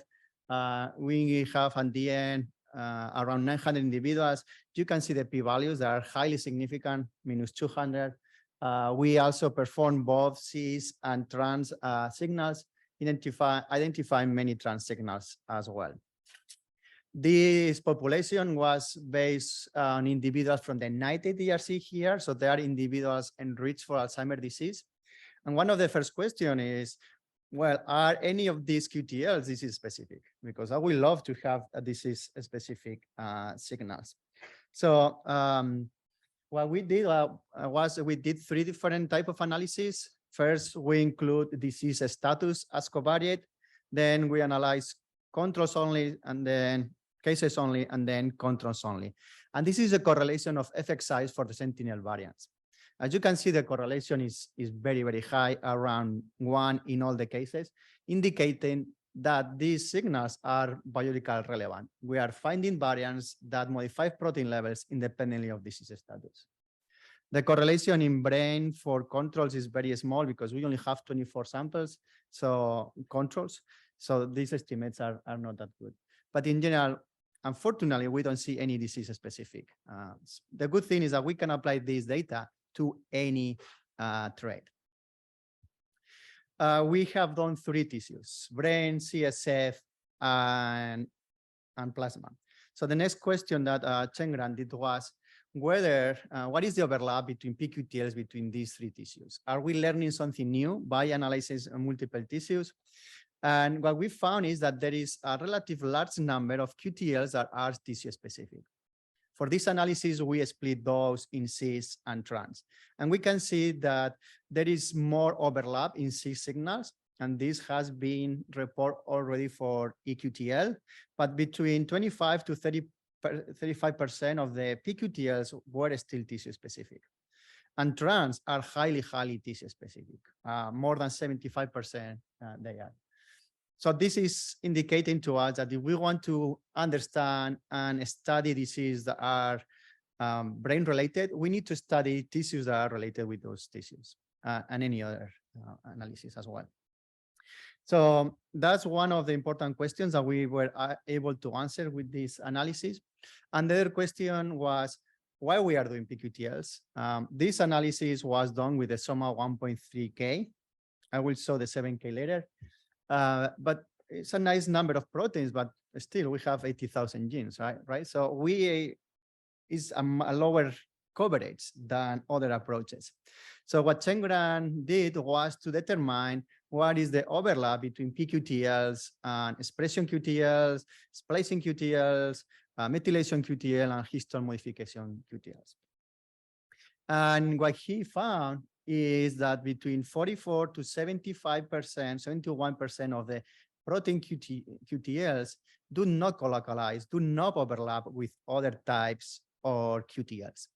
This is telling us that the protein QTLs are giving us additional information that is not captured by expression. Also, this is not very surprising. We know that expression and protein levels do not correlate. We know that proteins has a lot of post-translational modifications. They go to the membrane, they are cleavage, phosphorylated, glycosylated, binding by the receptor. So there are a lot of things that cannot be just captured by expression. So we have shown that pQTLs are adding information to other types of QTLs. And if we want to study brain-related diseases, brain and CSF is the right tissue to do it. So that's when we decide to expand this method and really go and do very deep molecular profiling, doing whole genome, bulk RNA-seq, methylation, proteomics, metabolomics, lipidomics, and so on. And we are doing this in a very large number of samples. So for the CSF proteomic, which is what I'm going to talk today, this is the new data set that we have 30,000 CSF samples. This is the largest CSF collection so far. And we have done this with the latest Somalogic platform with the 7K. As you can see, we have several cohorts from where these samples are coming from. So we decide to split this in a pure discovery and replication study. And this is the Manhattan plot. And this call is Miami because it looks like Miami and the reflection in the sea, Miami plot. And you can see this is the discovery and the replication. I can tell you these are 2 different plots, and you can find the difference because there are. But this is a very nice example of how replicable and how powerful these analyses are. So, it looks like the same plot, and it's not, they are different. So after the discovery and replication, we perform a meta-analysis. And if you thought that the previous Manhattan plot was significant, you can see this one, highest p-value is -5,000. This can tell you how powerful these quantitative traits are. You don't need hundreds of thousands of cases like we need for Alzheimer's disease to identify these signals. So this is CSF, 3,000 cases, samples, that's a lot. but there are plasma studies done with 50,000 samples. So again, are we adding additional signals? So Dan, another study from the lab, did this comparison. And what he's doing is comparing our PQTLs with the latest, largest plasma study. So we have around 600 PQTLs that are shared between plasma and CSF.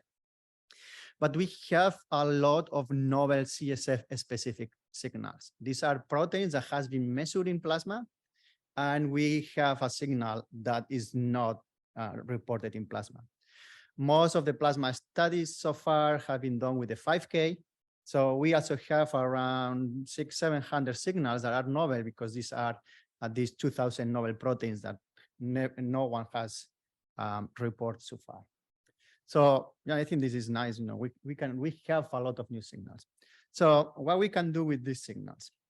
So what we have done now that we have this PQTL atlas, we are integrating this atlas with the latest GWAS for Alzheimer's disease, and we are going to do 3 analyses.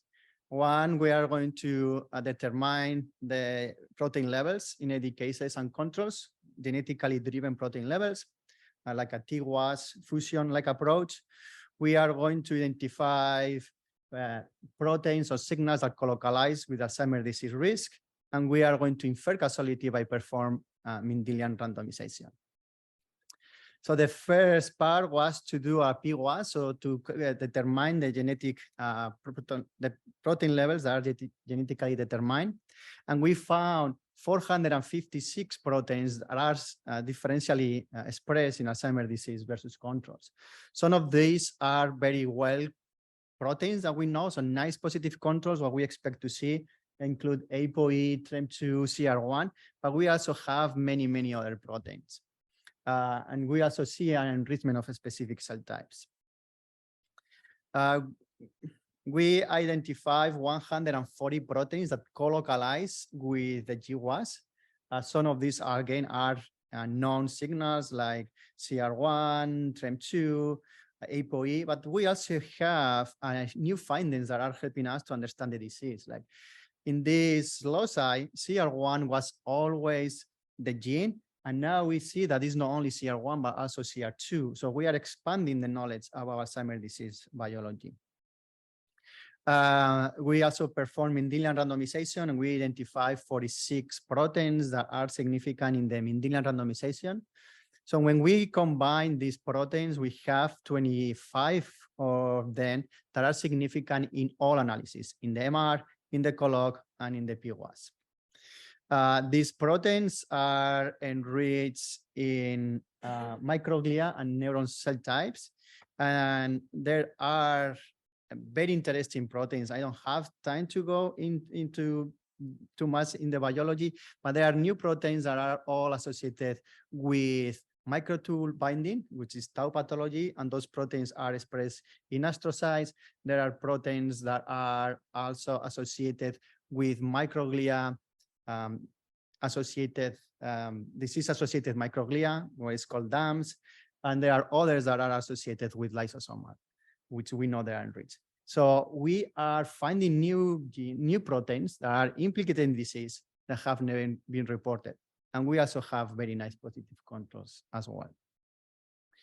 Another analysis that was done in this case, again for Chen Gran, he combined these proteins that were causal, so these proteins that were identified with the MR and the colocalization, and do database search to identify compounds that target those proteins in the direction that we are expecting based on analysis. A good thing of Mendelian randomization is that we can estimate what is the direction of the association.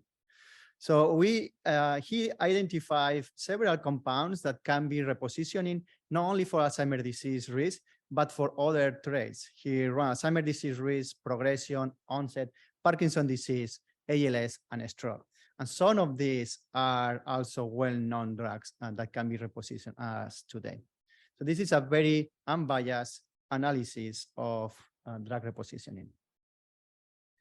Just to finalize this part, we have identified 500 of novel PQTLs, most are in the CSF, and especially with the latest cohort, with a very large sample size and 7,000 proteins. Cis but not trans are shared across tissues. There are a lot of tissues specific signal in cis, but trans, there are a lot of them. And there are a large proportion of the PQTLs are not QTLs for any other modalities. So we want to understand this complex trace. We need to do all of this. That's the reason we are doing proteomics, metabolomics, lipidomics, and everything we can do.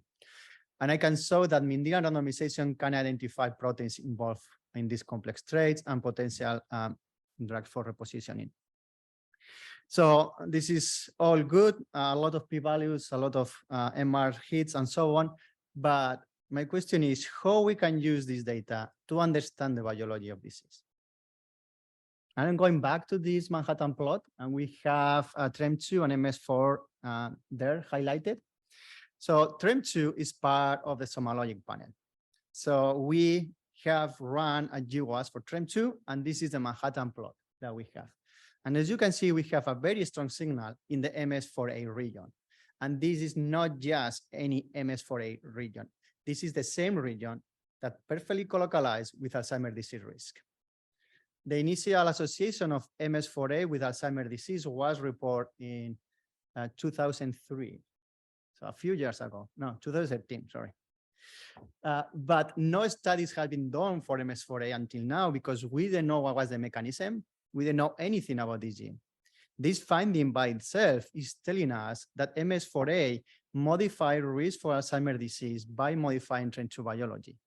TREM2 is a microglia gene, and now, obviously, MS4A is also a microglia gene. So now we are putting a biological context. So we do a zoom in this region. I can tell you that, yes, MS4A is likely to modify risk of Alzheimer's disease by modifying TREM2 biology, but you can see we have many, many genes. We have MS4A, 4A, 6A, 4E, 2. So at this moment, I cannot tell you what is a functional gene. We also know that this region is associated with other aspects of Alzheimer's disease, which is good. So how we can use the proteomic data to identify the functional variant and the functional gene? So the next thing that we did was to perform a condition analysis. We were asking how many independent signals are in this region. So this is the original signal, and then we top the top hit, and we include this variant in the model, do a condition analysis, and then we still have another signal, which is genome-wide significant. If we do this again, there is nothing else. So there are two independent signals in this region, and as you can see here in the forest plot, they are in the opposite direction. So when we look to the signals, these are the two main signals. You can see that there are many, many other SNPs in the region. These are the top two signals that you can see there. These signals are in two different LD plots, as we will expect it, because they are independent.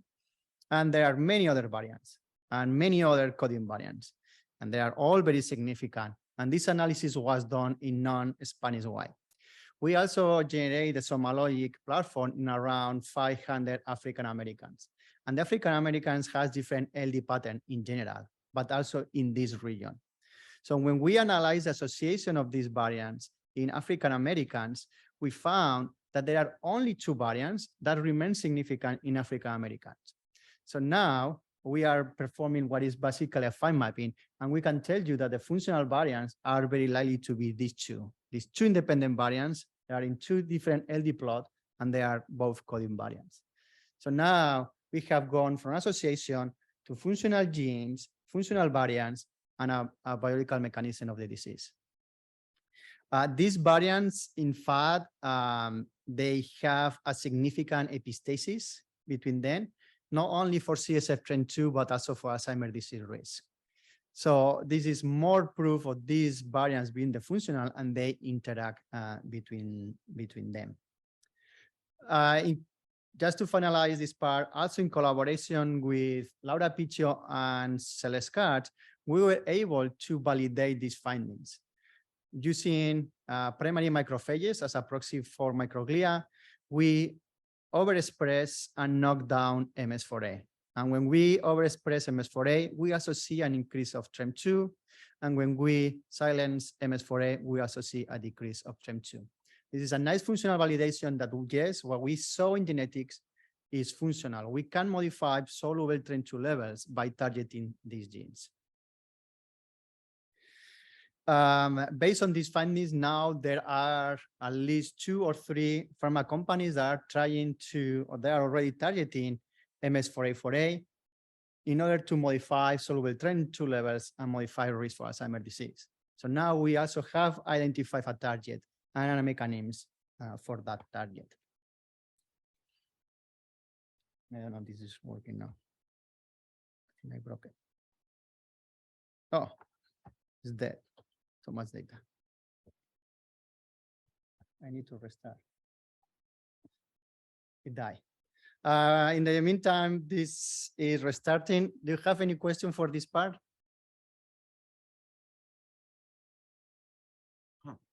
Okay.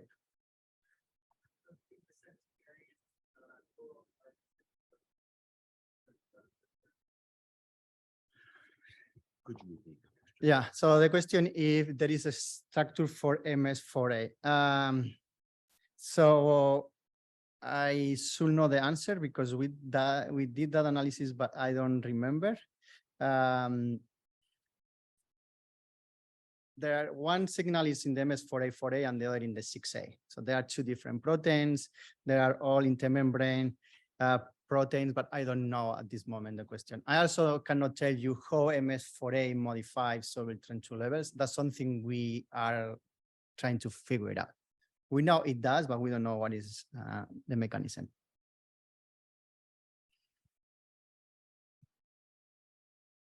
Okay, that was more or less okay because that was the last part for the MS4A, for the TREM2. So MS4A4A represents the major regulator of soluble TREM2. There are 2 independent signals. The strength of the association is very, very high. This signal is placed between 11 to 15% of the variability of TREM2. And more importantly, this finding explains the AD risk. And that's very important. We can provide a biological mechanism. We also demonstrate, because we also perform in linear randomization and TREM2 significant, that higher soluble TREM2 levels are protective for Alzheimer's disease. Another things that were in the paper that didn't cover today, MS4A co-express and co-localize with TREM2, but MS4A4A don't not affect TREM2 cell surface expression. And as I mentioned, there are already therapeutics for this analysis. So I will move to the next section, which is we are going to leverage this same data to identify and create new prediction models for Alzheimer's disease. This is the same data that I saw initially. We generate proteomic data in CSF, in brain, and in plasma. And we did that from sporadic Alzheimer's disease cases, controls, but also individuals with TREM2 risk variants, as well as autosomal dominant AD. We perform differential analysis in order to identify proteins. We also validate these proteins in independent data sets that use mass spec, and then perform power analysis. So what we found is there are a good number of proteins that were differentially expressed in Alzheimer's disease compared to controls in brain, in CSF, and in plasma. We can also see that, for example, of the 170 proteins that were with differential levels in CSF, 44 of them were also differentially expressed at nominal level in brain, and 43 in plasma, and 27 of them overlapping across tissues. We also, as I mentioned, I have more slides sometime, but not today. We validate a large proportion of these proteins in independent data sets. And what we did was to use those overlapping replicated proteins to create prediction models. And and here you can see the discovery and the replication. We also create prediction models in brains, which are useless because we are not going to take the brain from a living individual to check if they have Alzheimer's, but just as a proof of concept. The best biomarker for Alzheimer's disease are CSF, p-tau, A-beta-42. So we are using p-tau, A-beta-42 here as a reference. So you can see this as the gold standard. And as you can see in CSF, our prediction model is significantly better than the gold standard. We have a prediction model with 39 proteins, which was quite high. And then we use machine learning to identify the 12 more informative proteins. And these 12 are a subset of these 39, and they have the same AUC.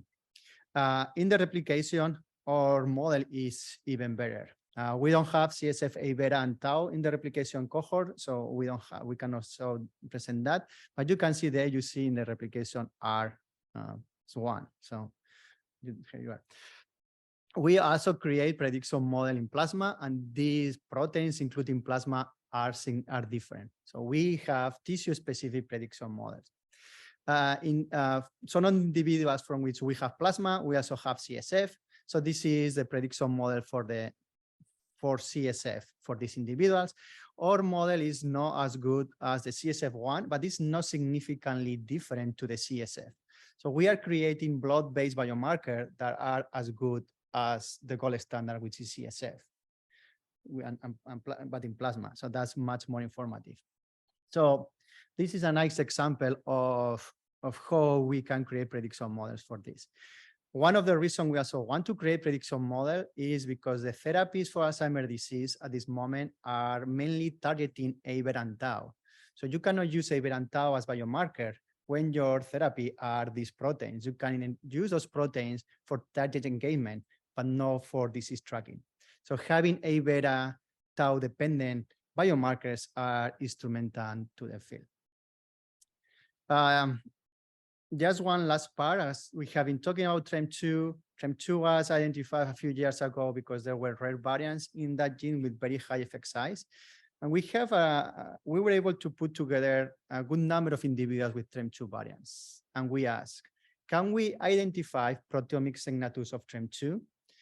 And we are comparing here TREM2 carriers versus controls and TREM2 carriers versus AD cases. All our TREM2 carriers are also AD cases. And as you can see, we can identify a good number of proteins in all these analyses. And there are quite a lot of proteins that we can create prediction models to identify TREM2 status. And this symposium is supported and sponsored by GTAC, who do sequencing. So why we want to do this? If we can sequence TREM2, we want to be cheaper and faster. I totally agree with that. But what this is telling us is that there are specific proteomic signatures from these individuals indicating that there are specific pathways that are dysregulated in TREM2 that leads to disease. Also, as you can see here, CSF, A-beta, and tau are not very good to predict Alzheimer's disease within the Alzheimer's disease population. So we can create prediction model based on the genetic background of individuals, because CSF, A-beta, and tau is not a good biomarker for individuals with TREM2. So now we have precision medicine. Depending on your genetic background, we will have a set of biomarkers to test. As I mentioned, this is helping to understand the biology. And when we do pathways analysis, we identify the specific pathways that are enriched for these proteins. We have Alzheimer's disease, nice positive control. We also have Parkinson's disease, which this was a surprise. We have many proteins that are part of the Parkinson's disease pathway that are altered in these individuals, and we didn't know why. There are some individuals with Alzheimer's that have Lewy body pathology, which is what we found in Alzheimer's. So this may help to understand why those individuals have that pathology. And we also found a highly enriched in immune response pathways, which is very interesting. So just to conclude, we identify proteins that are associated with sporadic AD, Mendelian forms of the disease, which I didn't show, but we can show you if you're interested, and TREM2 carriers. And this multi-tissue analysis and external data sets has been able to replicate a large number of proteins. We can create prediction models that are as good as the gold standard, and they can use as alternatives to them. But we can use it, you can create prediction models in CSF and in plasma. So I think that's very important. And we can create prediction model for Alzheimer's disease in general, but also individuals with very specific risk variants. And we are extending this to other approaches. And pathway analysis helping us to understand what specific mechanisms are leading to disease in these specific groups. So I think this overall is a good example of how integrating human genetics, proteomics, and functional genomics can help to understand the biology and the specific events that lead to disease. And these high throughput omic approaches are free of preconceived biases. The link between TREM2 and MS4A, that's something that we never expect and something that we have never found in any cell or animal model. This is a finding that is human data driven. And I think this is very important. And I can show you that we can identify new therapeutic targets, and we are doing many other studies in brain, in CSF and plasma. We just saw a little of the results for the new Somalogic 7K in CSF. We also have 3,000 plasma samples with Somalogic, metabolome. We are doing transcriptomics and methylation as well. So we are really trying to have very deep characterization from a molecular point of view of these samples. And I think this is going to be instrumental in the end for personalized medicine. And I think this is redundant, so I'm going to skip that. I want to thank Chen Gran that did a lot of the analysis, Dan, another student that has done the SOMAC 7K, and Jun that did all the differential expression analysis. We have done a lot of data generation, and there is a lot of people in the lab that has been involved in one way or other. So I want to thank all of them as well. And that's all for me. Thanks.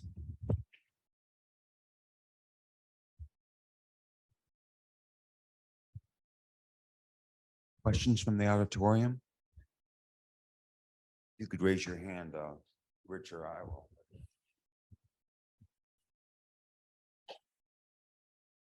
So, Carl, those data are fantastic. I noticed Diane was one of your cohorts, and of course that's early onset, right? Those Yep. are familial people who carry familial variants.